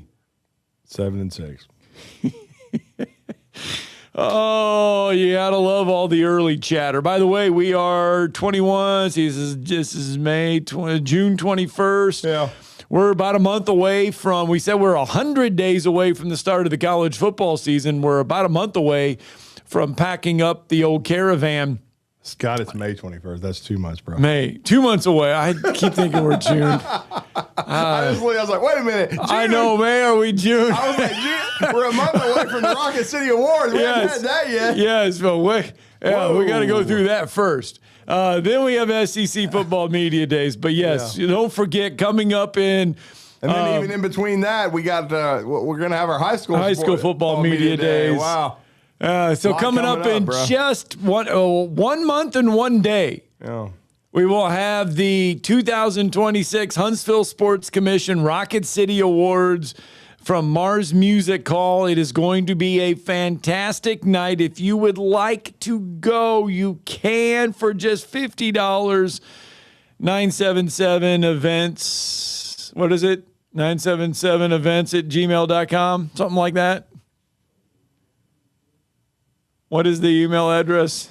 It is 977WZZNevents at gmail.com. There it is. Yeah, don't have them in spam folders, Scott. There.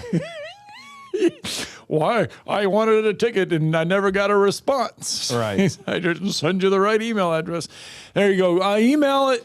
$50 will get you in the door, folks. That's where we hand out the best of the best. It's the high school athlete of the year, coach of the year, teams of the year on the boys and girls side, North Alabama college coach teams of the year on the men's and women's side. We have 18 crystals to hand out. We have a Billy Neighbors Lifetime Achievement Award to hand out. We've got all kinds of good stuff. We have your Inspirational Award to hand out for the year. So we've got a lot of stuff to get through, but that is June 22nd, Mars Music Hall. Yes, you, the listener, are invited to attend the festivities. So come, please, fill the house up. Fill the house up. Going to be a fun night. Got to get a break in because today down in Hoover, Alabama's going to take on Florida in SEC baseball play. We'll get a preview from the Diamond. David Kindred next.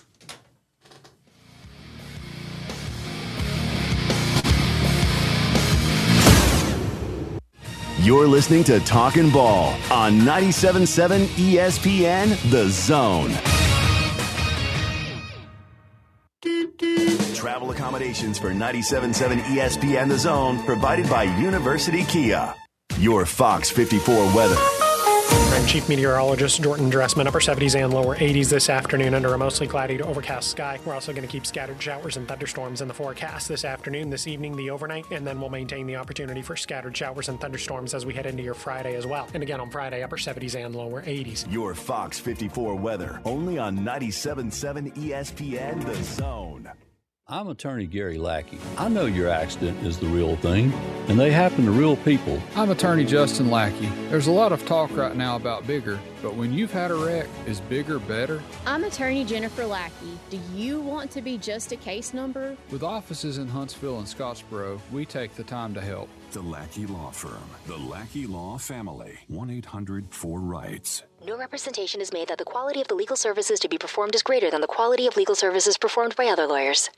Hey golfers, Huntsville has a new place to play golf. The newest, nicest, and only multi-location indoor golf venue in Huntsville is The Golfus. For a limited time, you can grab an unlimited membership for just $99 a month. That's right, play every day for just $99 a month. Check it out. All the details are on thegolfus.com. That's The Golfus. 2 locations in Huntsville and coming soon to Madison. You've got to experience Toyotathon at Bill Penny Toyota. They've got the selection with over 700 new Toyotas to choose from. And they've got the extras with Bill Penny perks and a 10-year unlimited warranty. So get on over to Bill Penny Toyota today and experience Toyotathon.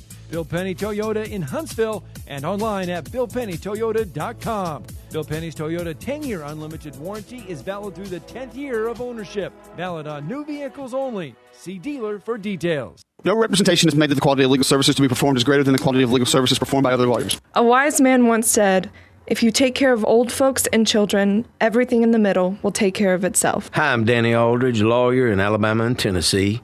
In the next 20 years, the number of those folks over 65 years of age will more than double. In our golden years, the most important goal is to be treated with dignity and have control over doing what makes you grateful with those you love. At the Aldridge Law Firm and the Legal Town Center, we're dedicated to help you with these goals, and we'll be there when life throws you those inevitable curveballs. Let us assist you with your legal needs, whatever they may be or become. You may reach us by phone at 256-534-3188 or online with Dan at danaldridgelaw.com. Just remember, we're here to help. Whether it's personal injury, wrongful death, fraud and cheat, or estate planning made complete, we're here to help. In the market for a new or used car? Look no further than Hyundai of Decatur. With a large inventory of new, used, and certified pre-owned Hyundai models, Greenway Hyundai of Decatur is here to service all of your Hyundai needs. Come visit our exceptional service department as well. With state-of-the-art facilities and a caring team of automotive professionals waiting to service your vehicle, make Hyundai of Decatur your #1 choice for all your automotive needs. Give them a call today at 256-274-0279 or visit them online at greenwayhyundaiofdecatur.com.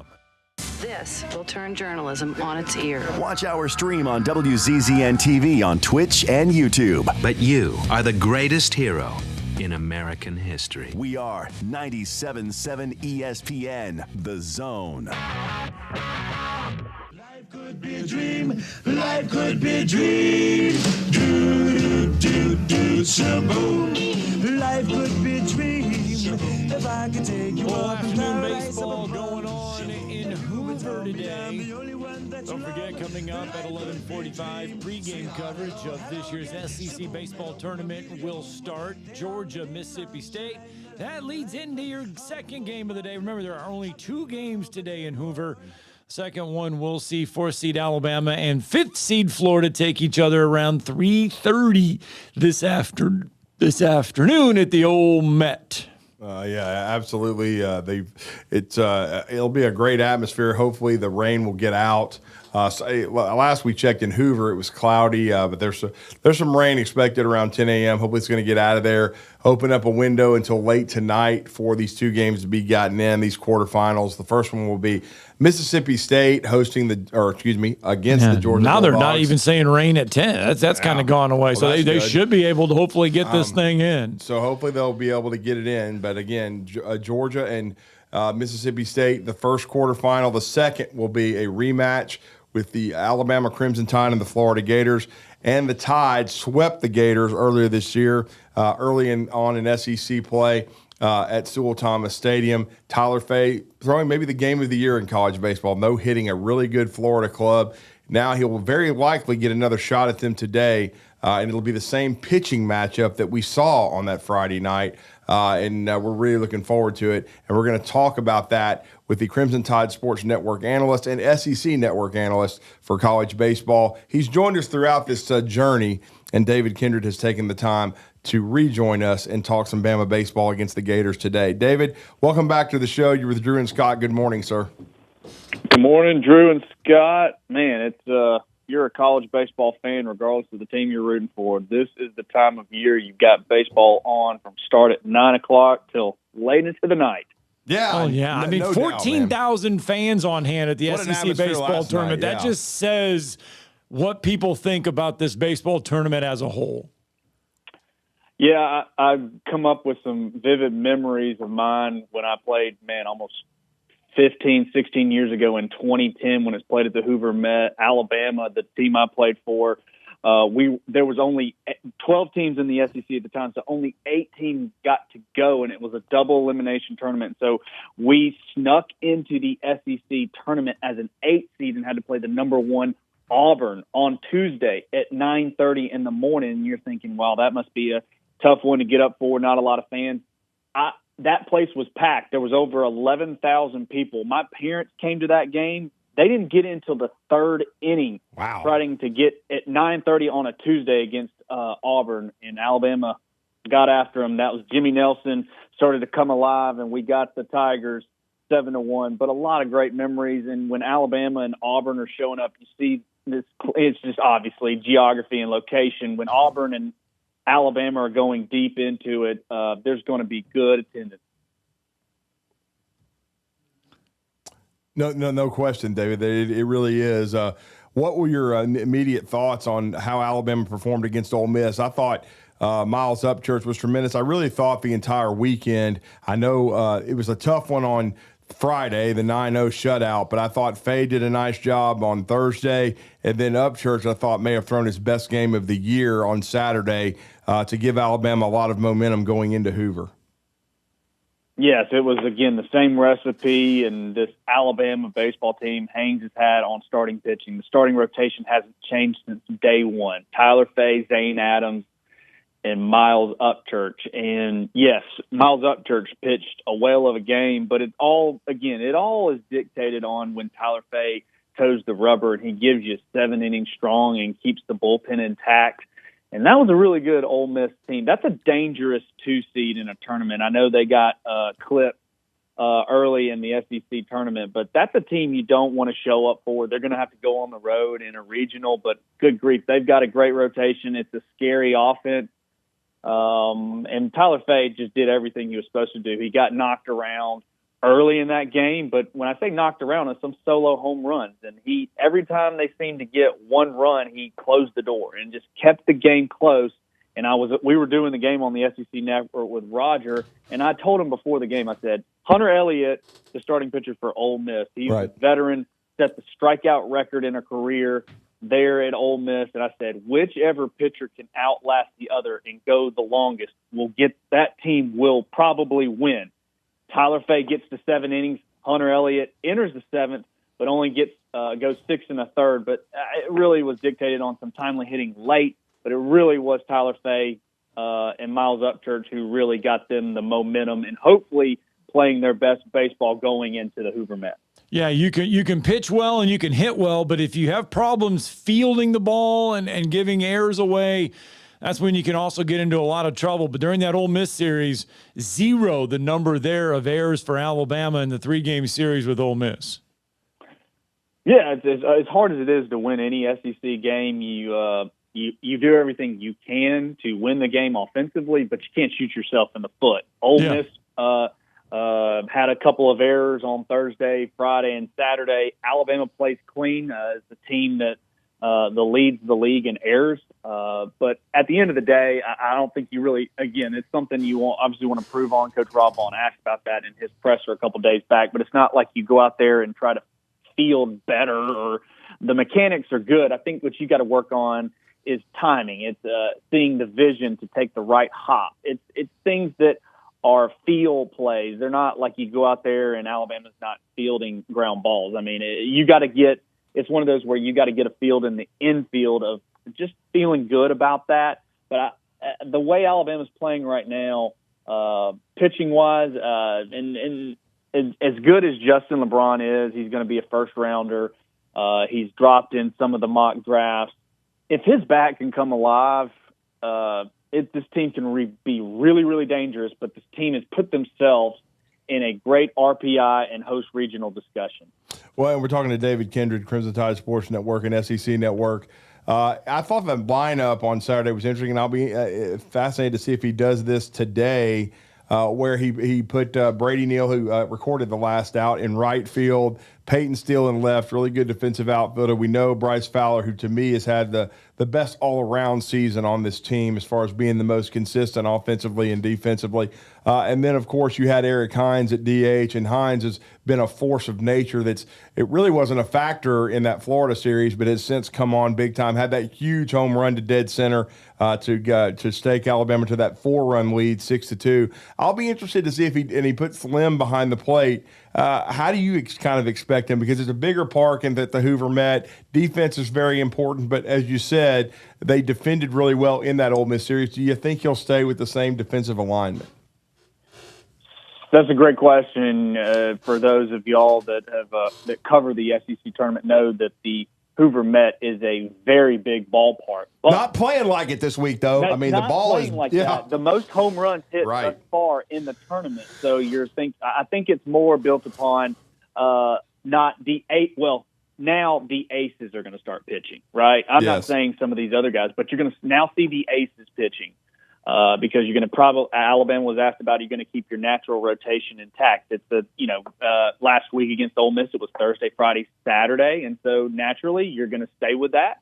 And I think that's exactly what you want to do. But I think you definitely want to shore up your defense. So yes, Peyton Steele, who had been playing right field, moved to left field, but I can promise you in any sort of fashion, Eric Hines is going to be in the lineup, whether or not he's playing left field or at DH. But yes, I think that you have to play really good defense. You got to play clean defense, and it's interesting to watch.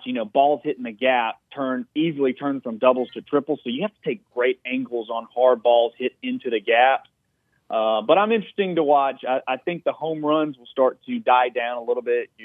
We're talking about you teed it up when you said it's going to be a rematch from the Florida Friday night where Tyler Fay and Liam Peterson squared off. Liam Peterson going to be a top 10, top 15 overall pick. Let's don't forget about it. But Alabama went to work on Liam Peterson.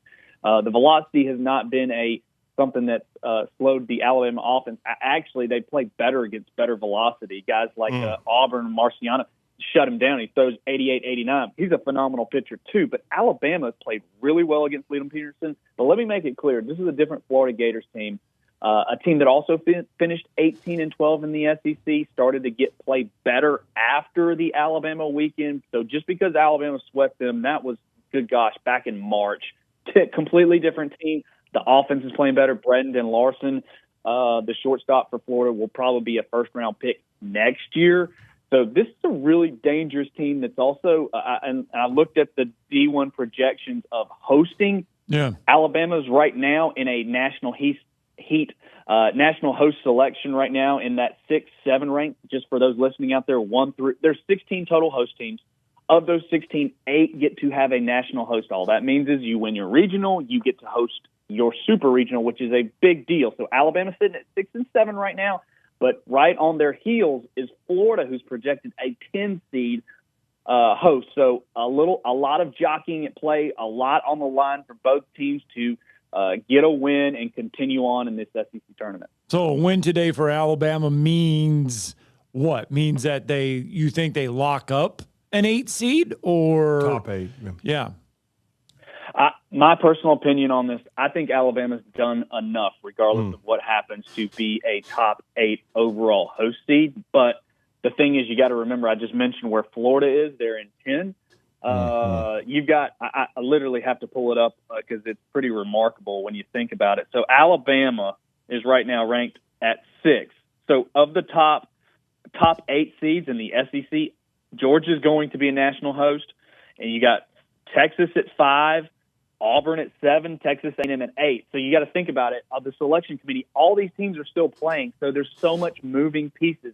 If you're an Alabama fan, you obviously, if you beat Florida, you feel like you've kind of pushed them to the side. You obviously, if you're rooting, you're actually rooting for Auburn, to be quite honest with you, when they play later on Friday against Texas A&M, because Texas A&M is in that contention of 7 and 8, 9 seeds. So all these teams have done everything they were supposed to do. This is going to be the cream of the crop of teams finishing it out. So, man, it's really good baseball, and you're going to see the arms arrive now that Thursday, Friday, Saturday, Sunday has arrived. Yeah, and then if you're Alabama and if Tyler Fay could beat the Gators for a second time, you get a day off, David, and then you're playing in the semifinal on a Saturday, and you can line your pitching up with Zane Adams, and then potentially, if you were to reach a final on Sunday, Miles Upchurch.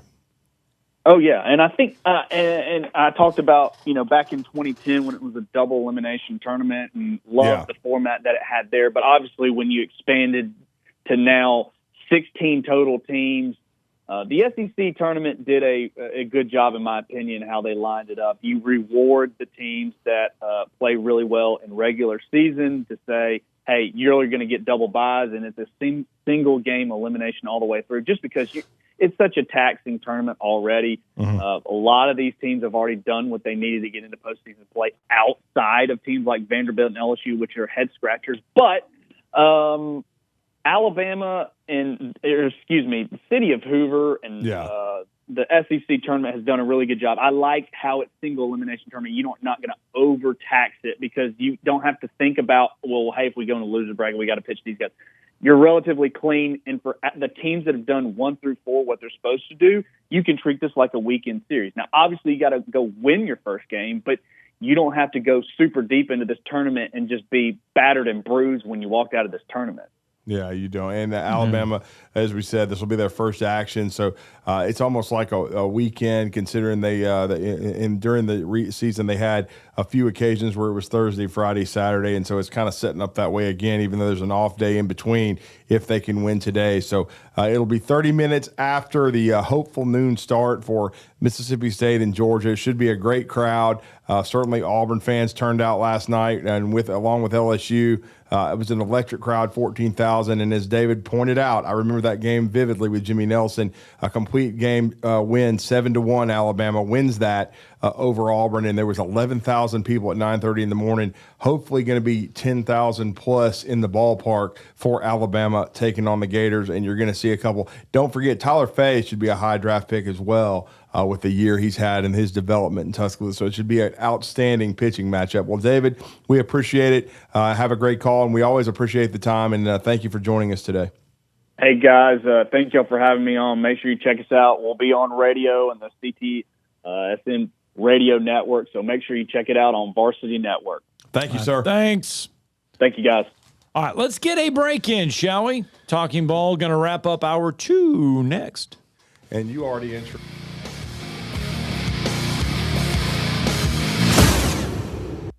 You're listening to Talkin Ball on 97.7 ESPN The Zone. At Bad Daddy's Burger Bar, we love baseball almost as much as we love serving up the best and baddest burgers around. People have called our burgers totally insane. And at Bad Daddy's, we take that as a compliment. But it's not just burgers. Up first, starters like our fried pickles, wings, or poblano frites. Second, try one of Bad Daddy's giant chopped salads. Third, our famous chef-inspired burgers with lots of different taste options. And before you head home, finish up with one of our shakes or delicious banana pudding. Bad Daddy's Burger Bar on the Parkway in Huntsville and Clift Farm in Madison. These days, saving time is important, and saving money is even more so. That's where Eagle Masonry and Insulation comes in. Over the years, Eagle has expanded their services to meet the needs of folks like you in our area. Taking care of your property yourself can be a real headache. Eagle can handle it for you. They offer full landscaping services, irrigation, mowing, bush hog, and can install plants and trees, sod, and even landscape borders. Call Eagle Masonry and Insulation today at 256-755-1556. Eagle saves you time, and Eagle saves you money. Since 1983, Berkshire Hathaway Rise Real Estate's Ann Adams has been your local go-to real estate expert in the area. As a buyer, you can trust Ann's in-depth knowledge of the local housing market to narrow available properties down to those you'll be interested in, saving you time when shopping for a new home. When you're ready to sell, Ann's expert negotiation skills will ensure you get a fair price and hassle-free experience. Call Ann Adams today at 256-337-2625 or email annadamsrise@gmail.com. ALCert number 21014. Welcome into the hottest and coolest game show around called The Freeze. Today's contestant, Bob. Bob, can you tell me the heating and air business that provides free service with repair? Is it Talent Heating and Air Conditioning? Can you tell me which heating and air business provides free second opinions? Talent Heating and Air Conditioning. You are our grand prize winner. You have won a visit from the #1 heating and air business in the Tennessee Valley. Talent Heating and Air Conditioning? That's right. Talent Heating and Air is coming to you. This is Thomas with Talent Heating and Air Conditioning, and you don't have to win a game show to use us. We have free second opinions year-round, and we're doing free service calls with a repair. So just remember, call Talent Heating and Air Conditioning at 256-503-4490 or visit us on our website at talenthvac.com. Check out our latest zone deal. Bad Daddy's Burger Bar with 2 locations, right off the Parkway in downtown Huntsville, as well as in Madison at Cliff Farms. From burgers to non-burgers to giant chopped salads. Plus, don't forget the shakes and desserts. That's all at Bad Daddy's Burger Bar. Just head over to our website, 977ESPN.com. Zone deals on 97.7 ESPN The Zone. This segment of Talkin Ball is brought to you by University Kia, the #1 volume Kia dealer in the state of Alabama. Located online at universitykia.com. Bandit, you're reckless. So the other day we forgot to mention, I believe it was a anniversary of Smokey and the Bandits. Yes. I believe we actually missed the. It was May. Well, actually, it's coming up though. It came out in the theaters on May 27th. So we're 6 days away from the anniversary of one of the greatest movies ever made. My favorite movie. Next Wednesday is the anniversary of Smokey and the Bandit. Right? May 27th, 1977. We'll do all Smokey and the Bandit music on Wednesday. Yes, put that on the calendar. May 27th, 1977 was the release date. But they actually released it on May 19th as well. But the big date was May 27th. Yeah. So, just about done with hour number 2 here on the show. Coming up at the top of the hour, Will Stein, Kentucky head football coach, will join the program as we break down some Kentucky football. Yeah, new blood at Kentucky. 36-year-old head football coach, youngest coach in the SEC, Scott. But bringing in a new era after 13 years of Mark Stoops, who did a remarkable job in totality with Kentucky and making them very, very competitive. But it was probably time for a change. The game has changed quite a bit, NIL, the portal, and then, throwing the ball around. Will Stein, a Kentucky native, went to Louisville, but has ties to the University of Kentucky as well, and did remarkable things with Dan Lanning, offensively as their OC and helping develop QBs and offenses. So going to be a really interesting time to see what Kentucky can do. And and I think they're excited about their portal class. in their transfer QB, and we'll talk with him about that as they brought in the backup at Notre Dame, and they feel like he's a good fit. And again, they had to scramble a little bit because when you're making a new hire, you're always kind of behind the eight ball when you get there because and again, he was coaching a team that was in the college football playoff, of course. And so you get a little bit of a late jump, but they felt like, I think, and that they did a good job in the portal. And I think the high school recruiting, if you've been following it closely, again, we talked about how John Summerall's attacking it and Kalen DeBoer. I think Will Stein's taking the same approach, and they're having some nice success so far on the recruiting trail, creating a lot of positive buzz. And that's significant because they all wanted John Summerall. I mean, he's a Kentucky guy. He's a Kentucky grad, one of their all-time favorite overachievers, the way he played the game for Rich Brooks and was signed by Guy Morris. They all wanted the Bluegrass son to come home, and yet the timing wasn't right. He takes the Florida job, but I think they're really excited about Will Stein and looking forward to the conversation.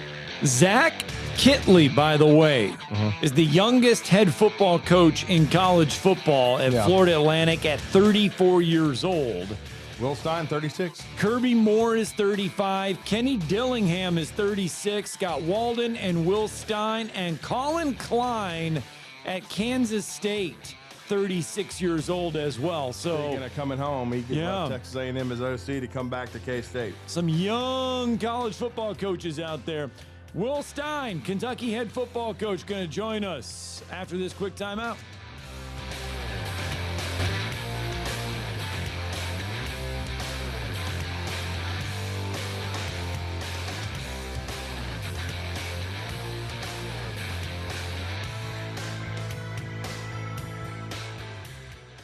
Since 1986, Full Moon Barbecue has been cooking quality meats low and slow over a hickory wood-fired pit. From ribs and wings, brisket, turkey, catfish, and sausage to the best butts in town. If you're planning a holiday or a birthday party, Full Moon has a large banquet room. And Full Moon is ready for your next catering or tailgate. Just call us and we'll take care of everything. 256-713-0070. Full Moon Barbecue on the Parkway next to Costco. The best little pork house in Alabama.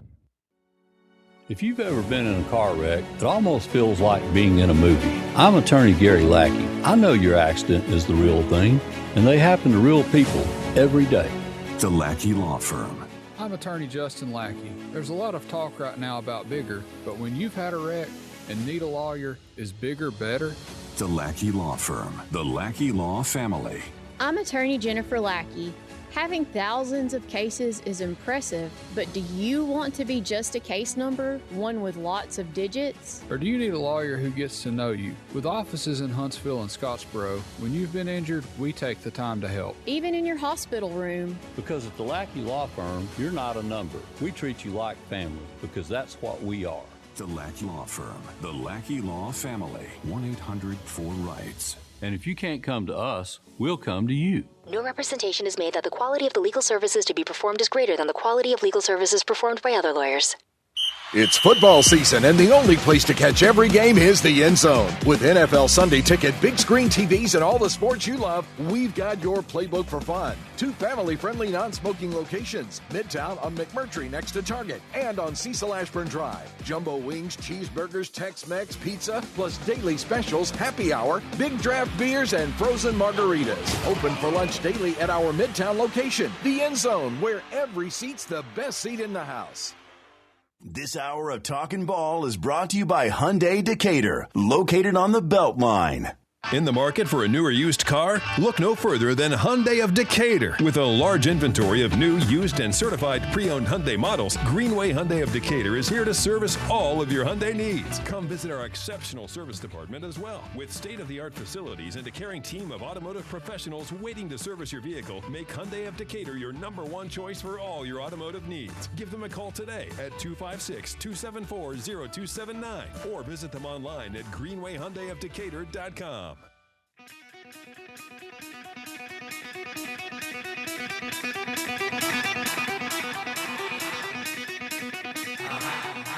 Welcome to Talkin Ball with Scott Theisen and Drew DeArmond. Call into the Neighbors Wealth Management Hotline now, 256-576-4977. That's 256-576-4977. Now, here's Scott and Drew.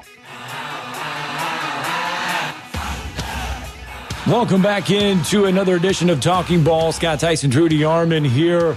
And SEC won't be long. We'll all be in Tampa for SEC football media days. But a lot of teams wrapping up spring and going through that summer type of grind right now. And now's a good time to just kind of drop in on a lot of SEC teams around the league, see what's up, see what's going on, see how spring went, see the outlook for fall. And Kentucky is one of those schools we visit with. Yeah, and of course, we're going to have the SEC spring meetings next week in Destin. And our next guest, I'm sure, will be making the trip down there in 97.7 The Zone. Our own Steve Moulton and West Neighbors will be live in Destin. There's a lot to discuss because of the ever-expanding college football playoff. Of course, NIL, the transfer portal, a lot of issues going on in our sport. Yeah. But one thing is new blood, and there is a new sheriff in town, new head football coach. After the winningest coach in UK history, Mark Stoops, finished his run in Lexington, he has been replaced by our next guest on the Neighbors Wealth Management Hotline, and that is Will Stein, the new head football coach of the Kentucky Wildcats, the youngest coach of the SEC at 36 years old. And there is definitely going to be a regime change and a style difference in what we're going to see out of the Big Blue Nation in the fall. But it's an honor to welcome Will Stein to Huntsville, Alabama, and 97.7 The Zone's Talking Ball. Coach, you're with Drew DeArmond. Scott Theisen, good morning. How are you? Good morning, guys. Huntsville, I love Huntsville. My aunt actually is from Huntsville. They live in Nashville now. And my little cousins, Carter and Dylan Nutt, they're both Northern Alabama fishermen. And Dylan won the Bassmasters Classic down there, which is pretty cool. So got a lot of love for that area for sure. Yeah, we talk about that. We have our Rocket City Awards coming up, and we actually he might be winning one. Yeah, it's a coincidence you bring that name up because he's on a special recognition list for us for that awards. Yeah, we need to be running. It's a small world after all because we had no idea, Coach, that you were related to him, man. And, it was crazy. Obviously, I get the job at Kentucky. Dylan wins the Bassmasters Classic. There's like a lot of stuff going on in my family right now, which is really cool and exciting for everybody. Well, no doubt, and I guess to paint a broad stroke right off the bat, give us your thoughts after your first initial spring at the head of Kentucky, because a lot of change. I know you brought in nearly 30 new coaches to this staff.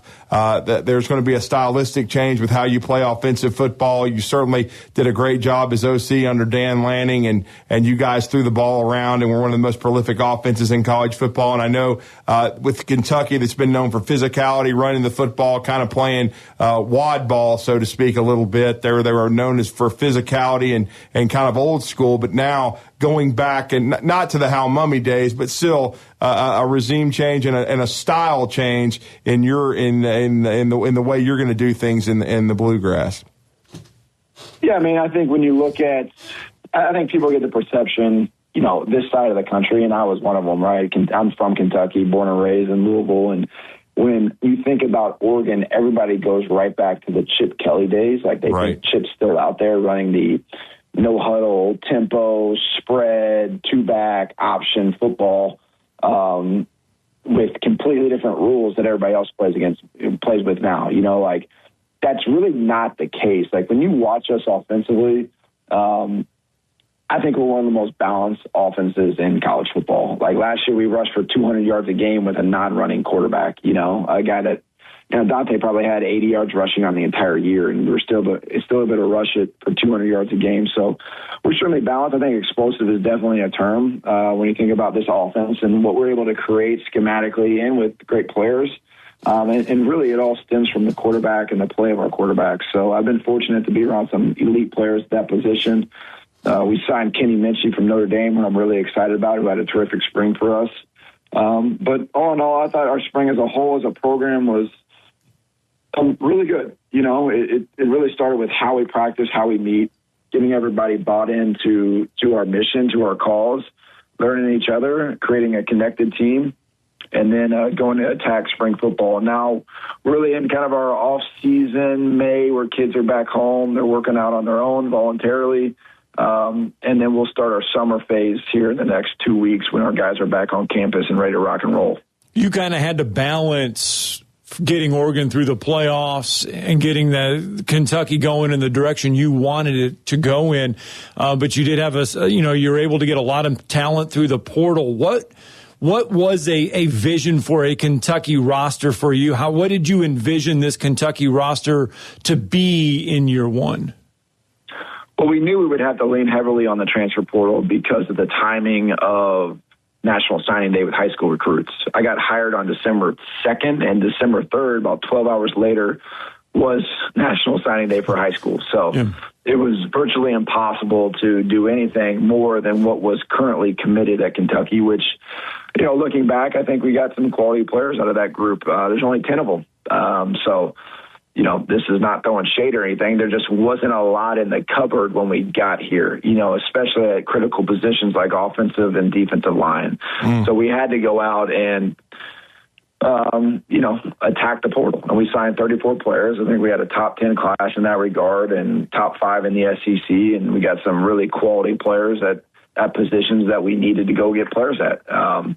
And so was excited about those guys. And not only were they great players, but I think they're really the right people for this program and for this time. The first year in this new regime, we got the right people on board. And so it's really exciting. And all those guys I thought had a terrific spring for us.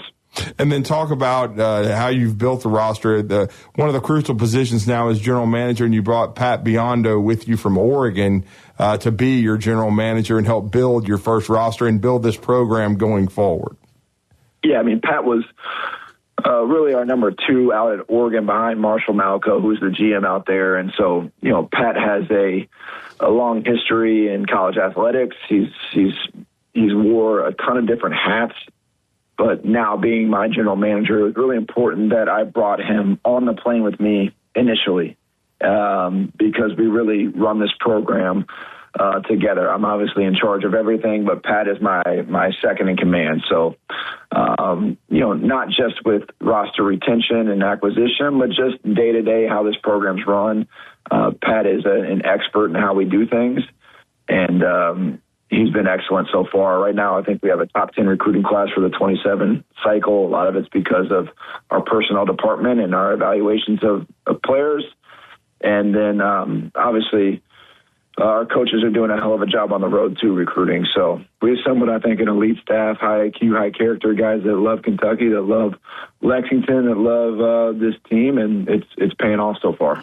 Kentucky head football coach Will Stein joining us on the Neighbors Wealth Management Hotline. Coach, you mentioned roster retention. How important then was it to retain guys on this roster? And I know you did that at a high level. You were able to keep some guys, especially along the defensive line, some high production players. Yeah, totally. When I think about our D-line, like Marquise Humphrey-Grace was somebody that once we got the job, we went and saw him immediately. Same with Tavion Gadsden, same with Terion Nichols, same with Ty Bryant. Some really quality players that you can play, winning football, championship level football with, that really embody the spirit of this university and of this program as a whole. We kept Willie Rodriguez on offense, who I think's an all-league performer type tight end. I'm really excited about him and where he's at for us right now. We kept Malachi Wood on the offensive line as well, which was a big keep for us. So there's definitely some positions that we felt like, hey, these guys can play winning football for us and play at a really high level that we circled right when we got the job. This is priority number 1 is keeping these guys on our roster. And that'll be that's the test of every offseason now, where there's free transfers and guys can move about wherever they want, is keeping your own players. But that's why development is such an instrumental part in our program. Showing these guys what we do will help aid them in their own play and get them to the National Football League. And then why connection's such a big piece. The players really, truly love being a Kentucky Wildcat. They love their brothers. They love their coaches. They love this community. And that's what I'm really excited about, continuing to build over the next, hopefully, long haul. Well, and I know you put this staff together, and a guy I know that you have a connection to at one of your former employers, which is UTSA, Texas San Antonio, Justin Burke, and I read some interesting comments from him. He talked about how you learned this from Dan Lanning and Tosh Lupoi, but you let these guys, I know he's the tight ends coach, but you let these guys coach, as one unit. In other words, as he put it, there's no problem with me if coaching, if I see a kid and correct him or coaching him up on the defensive line, even though I'm the tight ends coach or one of the other coaches stepping in and helping out. Sounds like you've got a coaching staff that there's a lot of trust already being built with the players and with each other. And what did you kind of learn about building a staff and building an organization from Dan Lanning and Tosh Lupoi? Yeah, I mean, it wasn't just Dan. It stems really from Jeff Traylor. You know, Jeff and I are extremely close. He's one of my closest mentors, almost a father figure type to me. He's the one that, I worked with him at Texas, and then I got out of college ball for 2 years and went to Lake Travis High School in Austin, Texas. And then Jeff's the one that got me back out of high school, back into college. So we spent a lot of days together, a lot of nights together. And Jeff's somebody that I, learned from in terms of everybody coaches everybody. It's a little bit of a high school type thought model to where, like, we're all in this together, guys. This isn't just independent contractors where a coach comes in and works a year or two, then leaves to the next spot. Like, this is a place that you're invested in as a coach, just like we ask the players to be invested. The coaches are as well. So, we meet together a lot. We coach together. And if you see something wrong that's, not your opinion, but if you know that our D-line coach coaches a specific technique, which you should because we meet and watch a lot of tape together, then, hey, if you see that technique or a flaw in it, like, there's no problem with you going up to that kid and just giving him a little nugget, giving him a little coaching point. It could be just a stance. It could be a start. If you don't know, nobody's going to go up to a player and say something they don't know exactly what to do as a coach. But I think it's just the freedom of thought, really, and the connection piece of our team is so big, and it also is a part of our coaching staff where these coaches really love being with each other, love coaching with each other, love grabbing a beer after work if you have to with each other. That's the type of environment that we try to create here. When you were at Oregon, you had a chance to work with Bo Nix at that quarterback spot. Now you come to Kentucky, and you got to get yourself a quarterback. And I know you mentioned he had a good spring, but what were you looking at? How did you evaluate or process or decide to bring in Kenny Minchey from Notre Dame? Yeah, you obviously you kind of cast a wide net, especially at that point. We were in major need of a quarterback. We only had, I think, one on the roster at the time. Had a high school kid coming in that wasn't a mid-year, so it was obviously a need for us as a program. And so you do your research on guys. You recruit guys in the past that, it's 3 years forward, and now you're kind of in the market again, and this kid's got in, so you know them. And Joe Sloan had a previous relationship with Kenny. And Joe, also, my offensive coordinator, Joe Sloan, he worked with Mike Denbrock at LSU, and Mike Denbrock's the OC at Notre Dame. Kenny's in the portal. So you just go and dive in and do all the research you can. And then when you put on the tape, I was really excited about Kenny because he throws on time, he's accurate, he's mobile. He comes from a winning program. I know he was coached really well. I talked to Mike Denbrock myself. I talked to Gino Gaduli, his quarterback coach at Notre Dame. Both of them felt extremely confident that they would have won the exact same amount of games at Notre Dame if Kenny would have won the job, which he lost the job by almost a coin toss. They went with C.J. Carr. So you love the player, and then when you start talking to Kenny, you see his passion for the game, his intelligence, his football IQ, confidence, and that's what I'm really excited about. So he did have a really good spring. I think, he felt like he knew our offense before he even got here. He's just one of those guys that he's almost like a plug and play. You're like, man, this guy, I feel like he's been in our system for 3 years, and that just shows his commitment to the team, his commitment to learning, and I'm really excited about what he's going to do for us this season. We're talking to Kentucky football coach Will Stein here on Talkin Ball on ESPN 97.7 The Zone, and then you bring in Jay Bateman to run the defense. They had a really good year at Texas A&M, speaking of a playoff berth last year. Best year they've had in a long time. Talk about bringing him in and what kind of style he's going to bring to Kentucky defensively, which that's kind of been a strength of this program under Mark Stoops. They were really good defensively, really solid. But talk about the vision you have for Coach Bateman and what he brings to Kentucky football defensively. Well, I love Jay. I mean, he's a veteran coach. He's been at the highest levels of college football, and he's been at Division III. He's been at Army West Point. Like, I don't know if you guys remember when OU went to Army went to OU. I mean, that was his defense that basically took him to overtime. I mean, he's been really, really good at what he's done for a really long time. He's worn different hats on that side of the ball. He's just coming from working with Mike Elko. I think Mike's probably one of the best in our game at defense. And so I love Jay where he's at. You know, the last time Jay really had guys on that side of the ball that he's coached with that really knew his system, he was probably one of the most elite defensive coordinators in the country. He's a Burroughs Award finalist, so that's one thing that meant that I wanted to give Jay was people that know his system that can go coach it the way that he wants.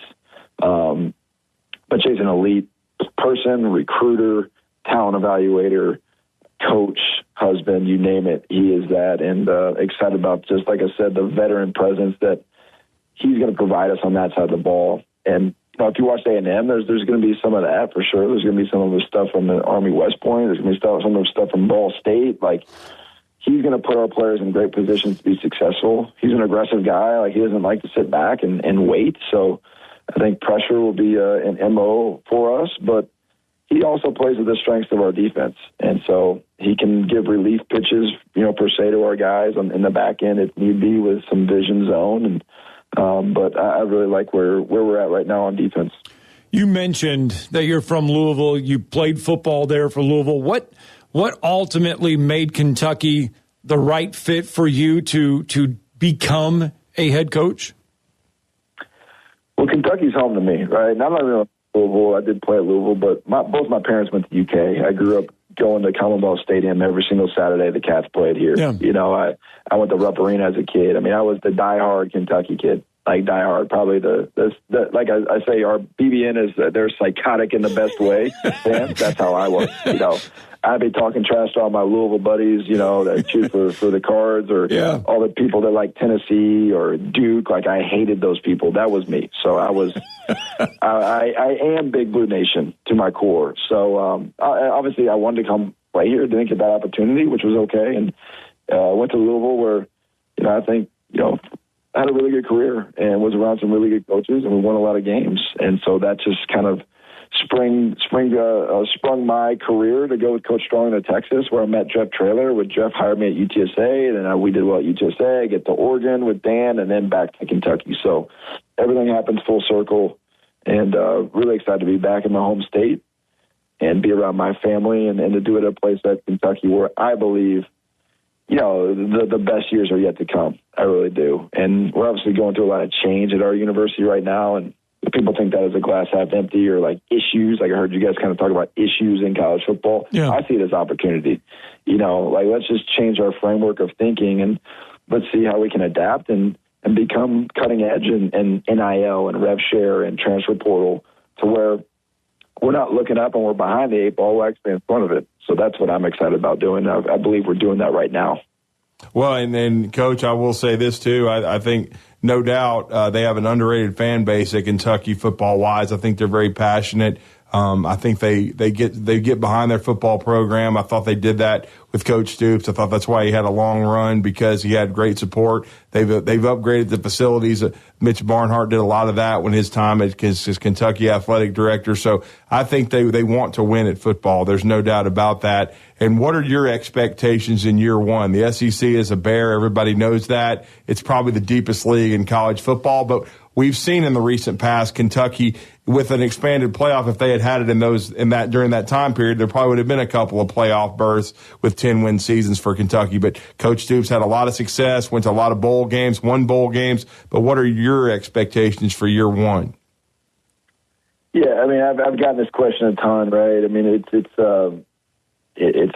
I'm expecting this type of question, but my only answer has been to win. I don't know what other expectation I should have. You know, like, right. I don't know any other type of way. You know, I try not to let the results dictate our process. I feel like I've you know, working with Dan at Oregon really taught me not only the Dan Lanning way, but that stems from the Kirby way, from the Nick way, from the Bill Belichick way of coaching and how our process is. And I think when you have the process right and then you add really good players on top of it, that's when you have years like I did at Oregon. So my expectation is to win every game. And if I don't, I'm doing a disservice to my team, to our fan base, to our donors, to everybody that supports Kentucky football, to the state.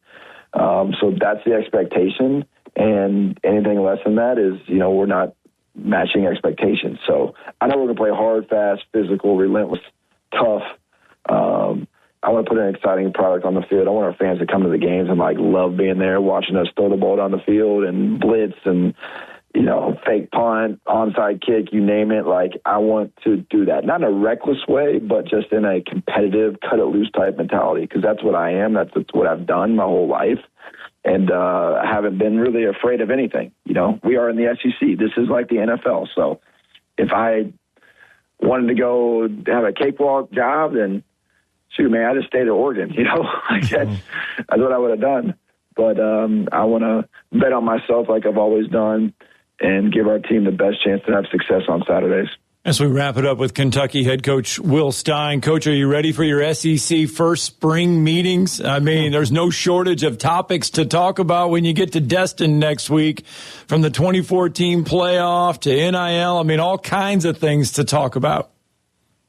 Yeah, you know, we had our first one. My first taste was like in New Orleans back in February. We had some meetings there, so it was I mean, I'm not going to lie. It was a little surreal being in those meetings with some of those great coaches and obviously the programs, and then being the head coach at Kentucky. It definitely was surreal. So hopefully it'll be a little less this time around. I can be a little more focused on the task at hand. But, no, it's exciting, man. It is. And, you know, there's always issues, aren't there? I mean, golly, it seems like there's something every week now in college football. But it's part of it. And like I said, if you're not adaptable, if you don't have forward thinking, or, you know, just kind of cut it loose mentality, then you're going to be behind. And so how do we at Kentucky be on the forefront of NIL, of rev share, of recruiting, of roster retention, of facilities? Because ultimately you got to be good at everything.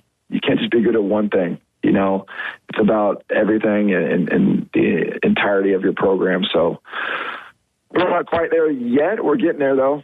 I can tell you that. I feel like we're getting there. And, you know, obviously there's going to be a new athletic director, you know, soon, which is going to be new for all of us. But, you know, I look at it as just an opportunity to get better and to improve. Well, Coach, we appreciate the visit and the time. We look forward to seeing you in Destin, of course, in a few days. We'll be down there. Steve Moulton, West Neighbors will be. And, of course, we will see you, Scott and I, in Tampa, Florida in late July. That's just right around the corner as well. But that's coming up fast. We know your staff will be up here recruiting. We've got some high-level prospects right now in football in the Huntsville area. But, again, we appreciate it, and we enjoyed watching Khalil Saunders just conclude his career as a Kentucky Wildcat, former Grissom Tiger. But, again, we wish you much success. Thank you for the visit, and we look forward to seeing you soon. And thank you, and good luck to you, and safe travels to Destin. Thanks, fellas. Go Cats. Appreciate you. Good stuff there. Kentucky head football coach Will Stein, kind enough to spend some nice time with us this morning. Got to get a break in. Talkin Ball going to roll on after this.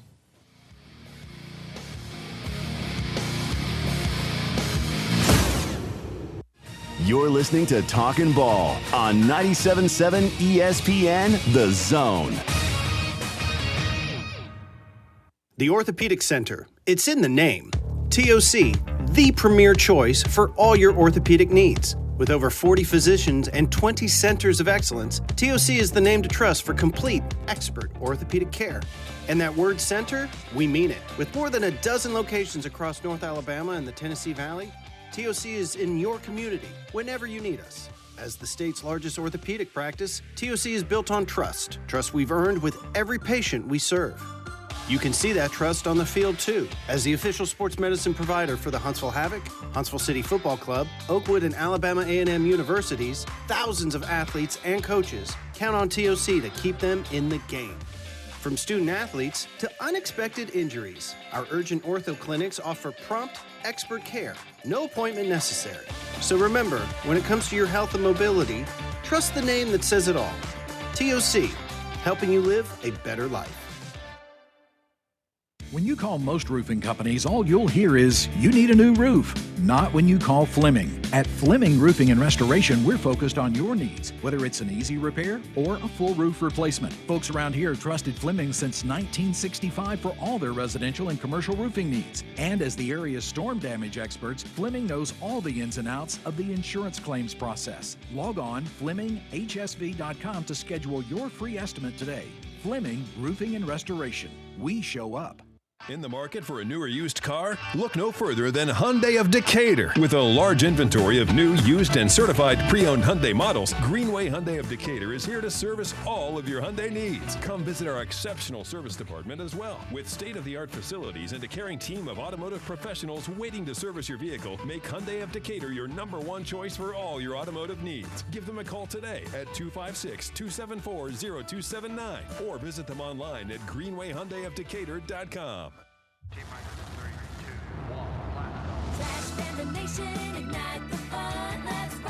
Your Rocket City Trash Pandas are back for 6 games, May 19th through the 24th. Promotions include Tail Wagging Tuesday on the 19th, halfway to Halloween night with a cash costume contest on the 22nd, and Harry Potter weekend closes out the homestand on the 23rd and 24th. Get your tickets and learn more about our weekly promos by visiting tptix.com. Let's rock it. No representation is made that the quality of legal services to be performed is greater than the quality of legal services performed by other lawyers. Hi, I'm Danny Aldridge, lawyer in Alabama and Tennessee. At the Aldridge Law Firm in the Legal Town Center, we'll be there when life throws you those inevitable curveballs. Let us assist you with your legal needs, whatever they may be or become. You may reach us by phone at 256-534-3188. Just remember, we're here to help. Whether it's personal injury, wrongful death, fraud and cheat, or estate planning made complete, we're here to help. Talkin Ball with Scott Theisen and Drew DeArmond. Weekday mornings beginning at 7 a.m. Only on 97.7 ESPN The Zone.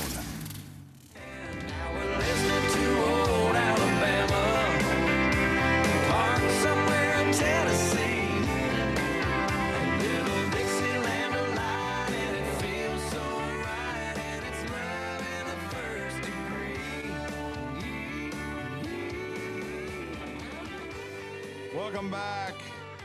We're wrapping up. A couple segments left here on this Thursday edition of Talkin Ball. And yes, I did change seats if anybody's watching on WZZN TV.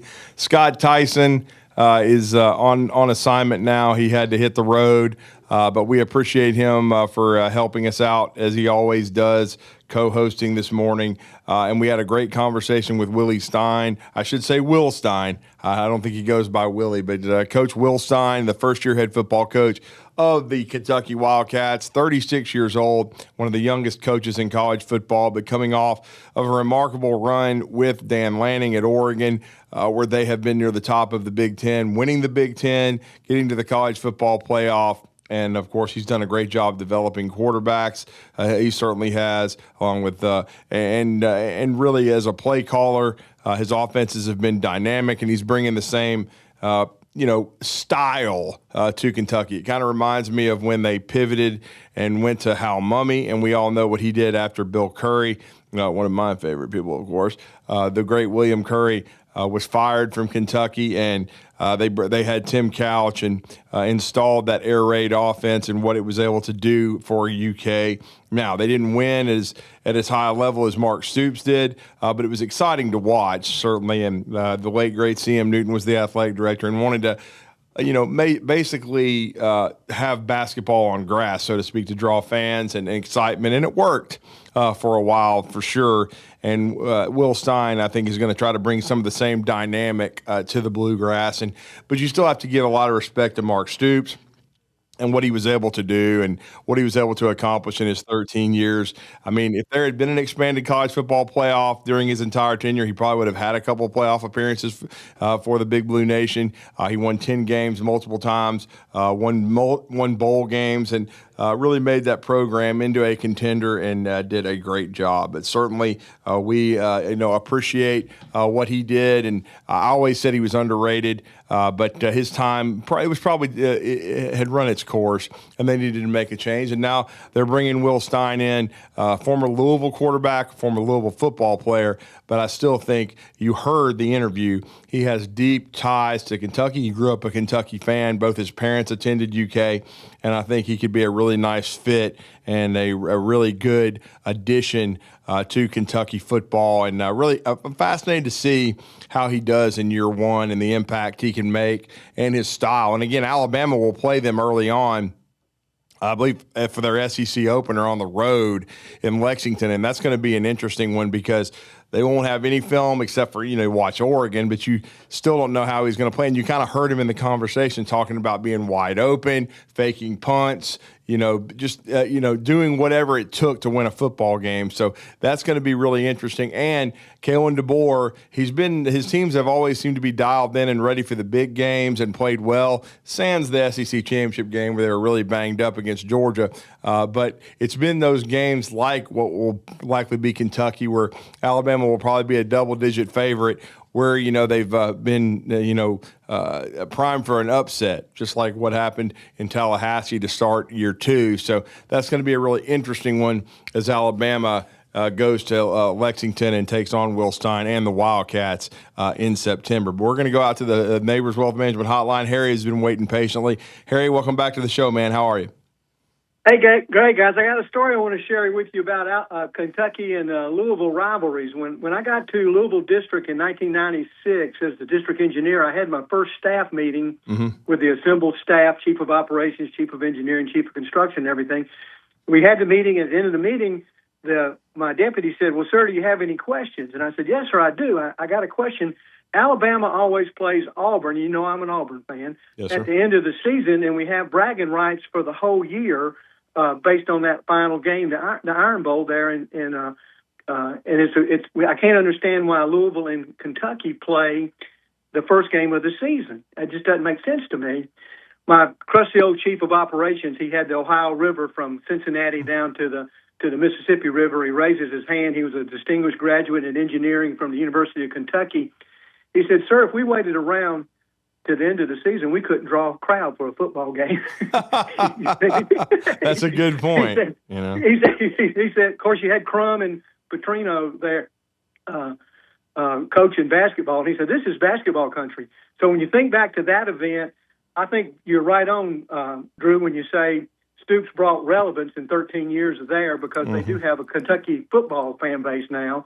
And if you ever get the opportunity, I know Kentucky's down a little bit in basketball, but if you ever get a chance to go to their Midnight Madness start of their season, it is a spectacle. And if you get the chance to do that. But I thought I'd share that story with y'all this morning. Well, Harry, we appreciate that. And congrats to your Auburn Tigers last night. That was a heck of a crowd, 14,000 people, one of the top 5 ever in Hoover, and a great performance by Butch Thompson's guys as they get the 3-1 win over LSU.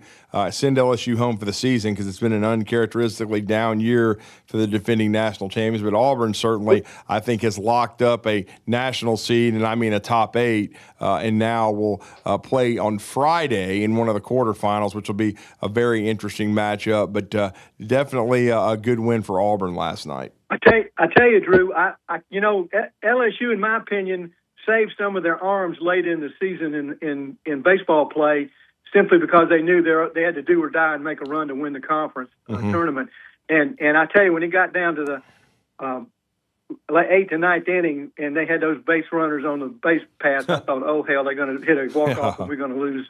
Yeah, so it was I imagine there was a lot of people in the stadium had the same thought. But y'all, another great show, guys. And again, it's going to be an interesting outcome, what comes out in discussions down in Florida next week. Y'all have a great day. Yes, sir. It really will. A lot of college football playoff conversation. 16 or 24. I'm still in the 16 conversation, though. Matt Moscona, who we replayed some of his comments about Will Wade, and I agreed with some of them I didn't. But Matt's a pro; he's one of the best in the business. But he makes a compelling argument for 24 teams. But I still think it would certainly be too watered down. But certainly Tony Petitti continuing to bloviate from the Big Ten and talk about how they've not even discussed 16. It's either stay at 12 or go to 24. And we'll see what happens. Certainly, there's a lot that can be done and said in the coming months and even next calendar year.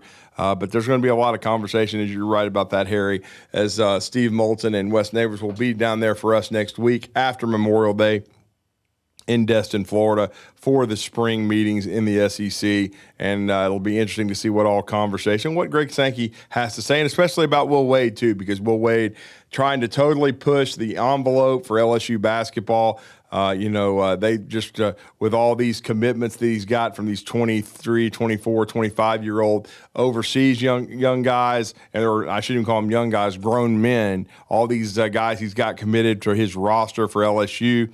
And then the R.J. Lewis thing, 2 years ago, the Big East Player of the Year for Rick Pitino at St. John's, yet he fell out of favor there. And then he went undrafted a year ago, signed a 2-way contract, and it was even been traded to the Boston Celtics. So there's no way he should be eligible at LSU, especially considering all the hell that was raised about Charles Bediako. And so I know some judge in Louisiana can grant him eligibility, and certainly one did in Alabama for Bediako, but the NCAA and Greg Sankey made their feelings known. And then once the next court date came about, Bediako was declared ineligible, and hopefully Lewis will be as well. And even Matt Moscona did say he didn't think R.J.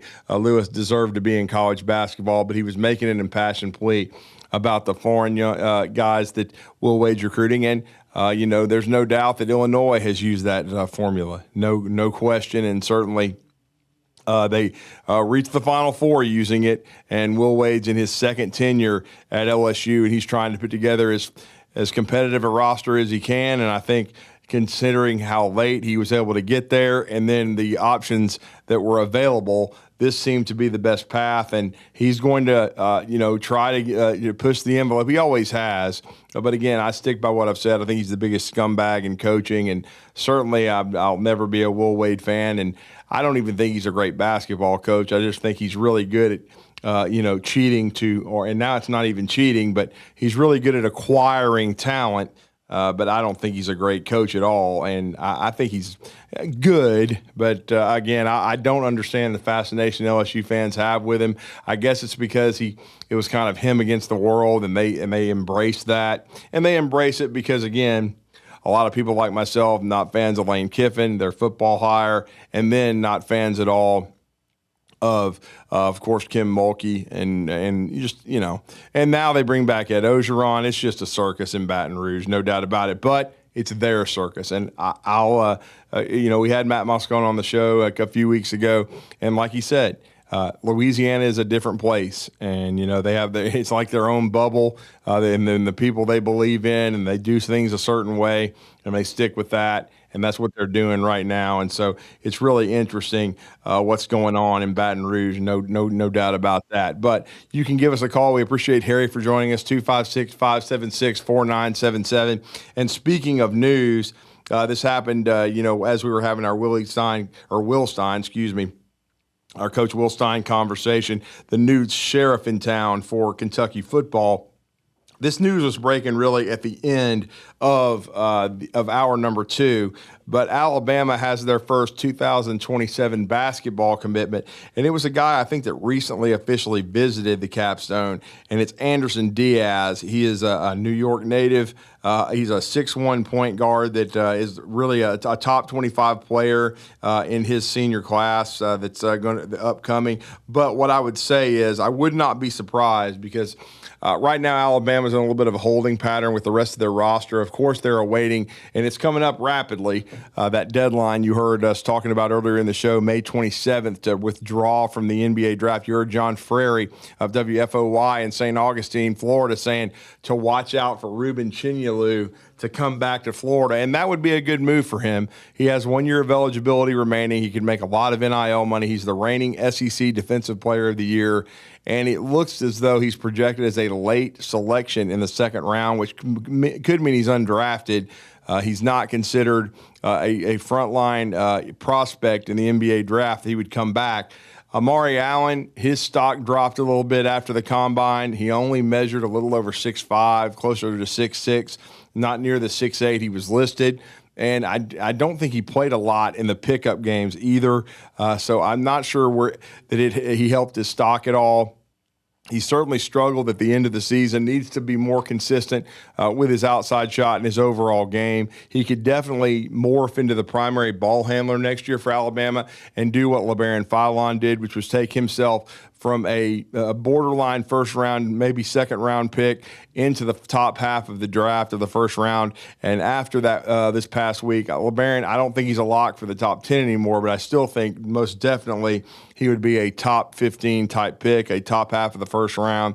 And so he certainly improved his shot and improved his stock. And I think Amari Allen could do the same thing.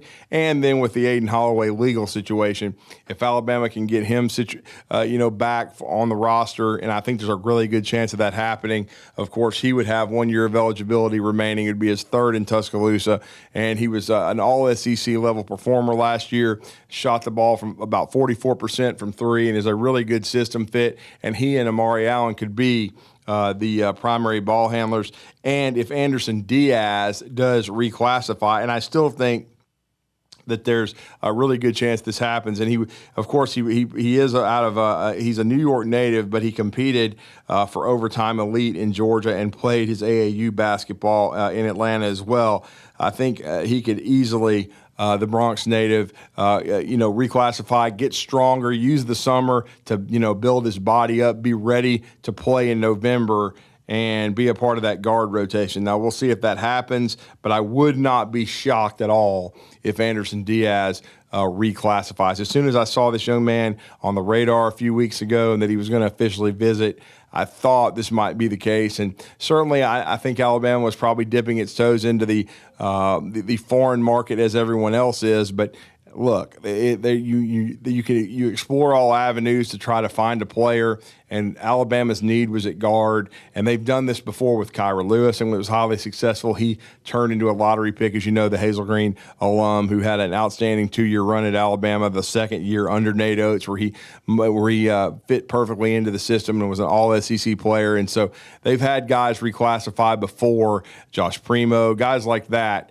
that ended up being big parts of Alabama basketball and flourishing in Nate Oates' system. So I would not be surprised if Anderson Diaz did that at all. I think it's very likely at this point that it happens. It hasn't happened yet, so as of now, he's the first commitment for the 2027 class, but wouldn't surprise me if he reclassifies and ends up on campus sometime in June and then starts working with the team. One of the biggest things he's got to do is add weight and strength, and you can do that under Henry Barrera and the Alabama strength and conditioning staff in basketball and do that quickly because you would have June, July, August, September, and then October, and then that's like a half year. You can get much, much stronger in that time period. The player development is really good at Alabama.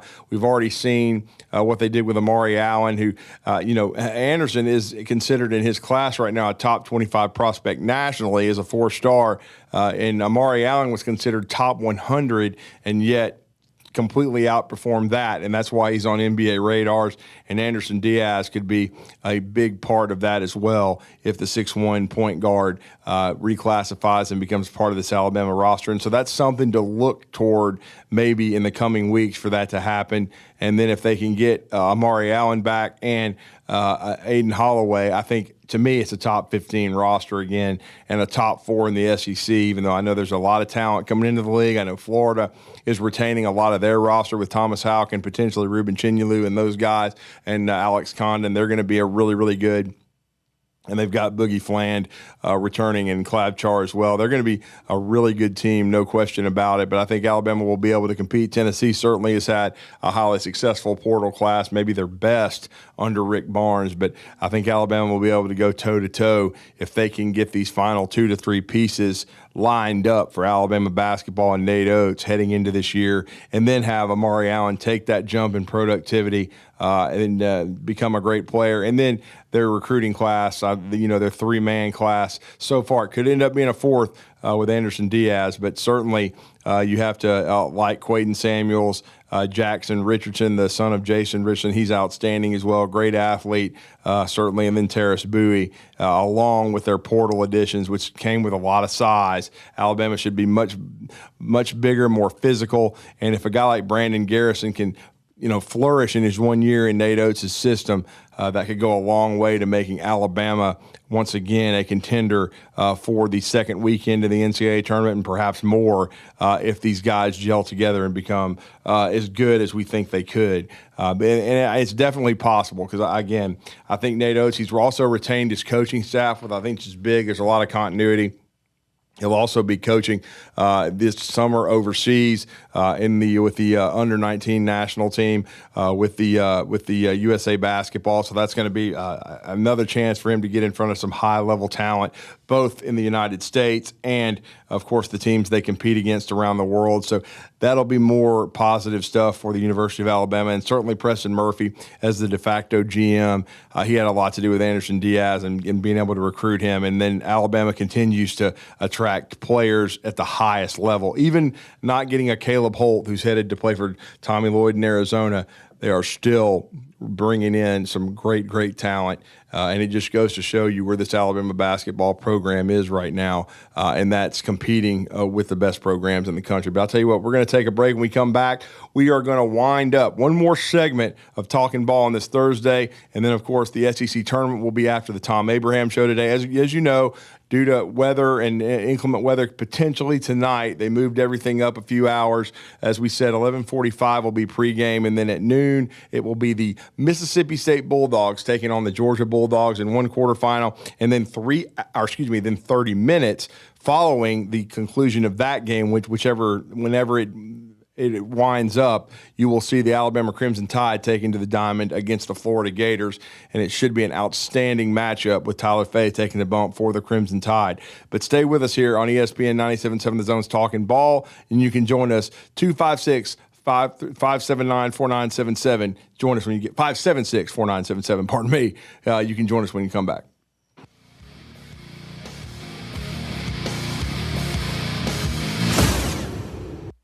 You're listening to Talkin Ball on 97.7 ESPN The Zone.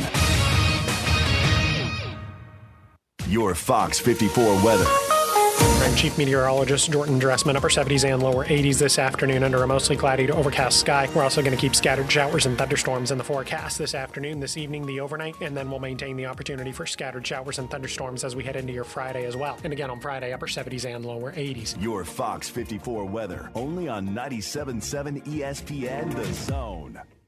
I guess you could venture to say that we're ending the morning on a good note with no major difficulties anywhere in the valley. Only one accident. Highway 72 in Mooresville, as if you're headed to Athens. Be on the lookout for it. Everything else is nothing but wet streets across the Tennessee Valley and some fog. So be careful in the higher elevations and when you're running in on the fog. Everything else, like I said, is just looking good. It's pretty much light for the most part for this time of the week and time of the day. Keep those seatbelts buckled, and I'll be back with you this afternoon with your up-to-date traffic reports. From the Rock Creek Production Studios, I'm David Cruz, Mr. Traffic. Eagle Masonry and Installation. It's right there in the name. Eagle is your one-stop shop for block, stone, or brickwork, monument signs, and outdoor kitchens and fireplaces. Eagle also offers the finest craftsmanship and insulation, including fiberglass or spray foam insulation, and of course, insulation removal. Philip Love and his team have years of experience bringing the region the best in masonry and insulation services. For more information and a quote, visit insulatewitheagle.com or call 256-755-1556. Eagle saves you time. Eagle saves you money. Tom Abraham here for my friends at All About Water. Crazy name, huh? Well, let me introduce you to them. All About Water is the top pond builder anywhere in the Tennessee Valley, and that includes remodeling or cleaning out existing ponds as well. They also have monthly maintenance plans for your pond. Don't have a pond? Well, how about a fountain or water feature for your property to bring that soothing sound of running water to your happy place? On the other hand, maybe you have water on your property that you don't want. Well, Ryan at All About Water is all about water, so he could take care of that as well. He has a background in fluid dynamics, and what that means is that he could take care of any water issue that you have. Finally, how about that irrigation system that you have or that you want? Well, they do installs and maintenance and repairs on those as well because they are all about water. Learn more at allaboutwaterllc.com. That's allaboutwaterllc.com. You've been paying on that life insurance policy for years, but maybe you don't really need it anymore, or it's gotten a bit too expensive. Well, before you just let it expire, let Neighbors Insurance Solutions share with you some alternatives that you haven't considered. Don't throw away something that still may have great value for you. If you want to learn more about what Neighbors Insurance Solutions can do for you, call 256-763-7693. A death benefit could be a life benefit. Learn more at 256-763-7693. Tom Abraham here from my friend Ross Roberts and his team at Valley Equipment Rental, and they have a brand new product for you. If you happen to be standing on a concrete or tile floor, Valley Equipment has the perfect cleaning solution for you. Whether it's new construction, daily work areas, or an area that's been neglected for too long, the Valley Equipment team of experienced professionals can help you choose the right floor scrubber or sweeper for your needs. Valley even has the right cleaning products for the job. Call Valley Equipment Rental today to learn more. Make a clean sweep with Valley Equipment Rental. Hello, listeners. I want to tell you a little bit about Minuteman Press and what we have to offer our community. We specialize in paper printing and can help from designing your piece to the finished product. We print media guides for many of the athletic departments at high schools and universities around the area. We typically purchase sponsorships from these schools as well, to try and help them with their fundraising. Once we have reached our new normal, we also print all types of marketing materials for you to hand out either in person, via mail, or at various trade shows and events. At Minuteman Press, we're not just putting ink on paper, we're building relationships. I would like to declare a burger war on zone deals with Five Guys Burgers and Fries and Bad Daddy's Burger Bar, and may the best burger win. Just head over to 977espn.com and click on the zone deals and decide for yourself. Johnny, rosin up your bow and play your fiddle hard, cause hell's broke loose in Georgia and the devil deals the cards.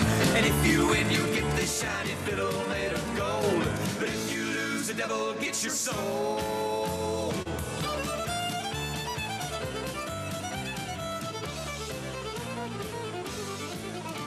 The devil opened up his case and he said, I'll start this show, and fire flew from his fingertips as he rosined up his bow, and he pulled the bow across. Well, it wasn't the devil went down to Georgia, but Nate Oates certainly did, to get Anderson Diaz, who, as I said before we went to break, recently officially visited the University of Alabama, and I thought when I saw that we would likely see a commitment coming from it. And again, it's worth monitoring about the reclassification. Happens often now, and it's been highly successful for the University of Alabama. And they have a need at guard because their two primary ball handlers right now are still not officially on the roster, in my opinion. Amari Allen, he still is, but has to withdraw from the NBA draft coming up on May the 27th. I still think that's highly likely that happens, and he did not go into the transfer portal, so he would return to Tuscaloosa. And also Aiden Holloway, we know it's well documented, his legal situation, but if they can get that cleaned up, he certainly would return to the University of Alabama. Did not go into the transfer portal and had a really good year blossoming for Nate Oates. And with Anderson Diaz, he's done a great job with the New York Wrens on the EYBL circuit so far this spring. He's averaging over 20, 4 rebounds, nearly 5 assists, and over a steal and a half per game. So he's been really playing at a high level, shooting it at a high clip, shooting over 50% from the field, and in mid-40s from the three-point line. And that a lot of that, his size, and then his productivity reminds you a lot of Aiden Holloway. And so I think he would be a really good fit for this system for Nate Oates, and would be an outstanding candidate to reclassify and join this roster. And so Alabama could go from not having a guy right now that you would say would be their primary ball handling option to the top three, joining the roster by the end of this month, potentially, if Anderson Diaz does reclassify, and then Aiden Holloway returns, if his legal situation can be resolved. And, of course, Amari Allen would be the biggest piece of them all if he comes back and withdraws from the NBA draft after going through the process and getting all the feedback. I know his parents and his family have a really good relationship with Nate Oates and Preston Murphy, and really enjoyed his freshman year at Alabama. And I thought that it was a little up and down, but I thought it was much more up. And I thought he had a really good year, averaging over 11 points per game.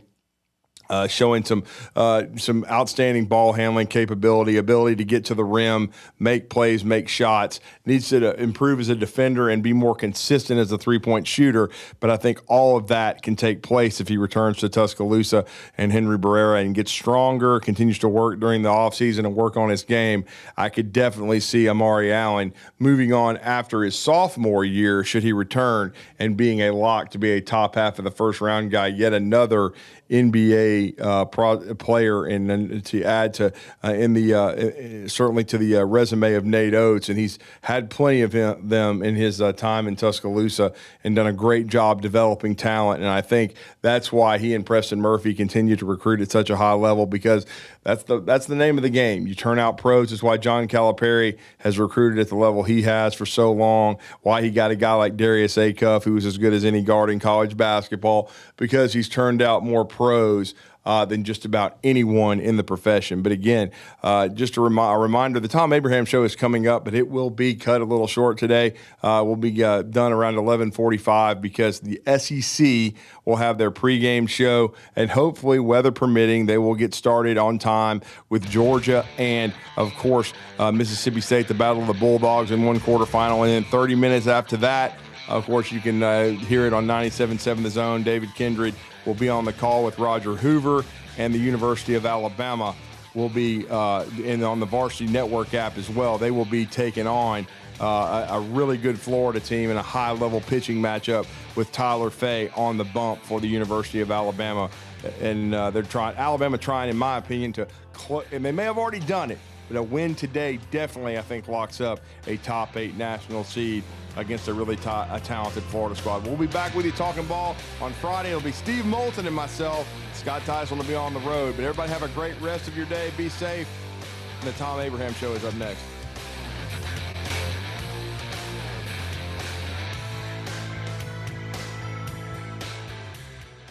This is Brent Musburger's VSiN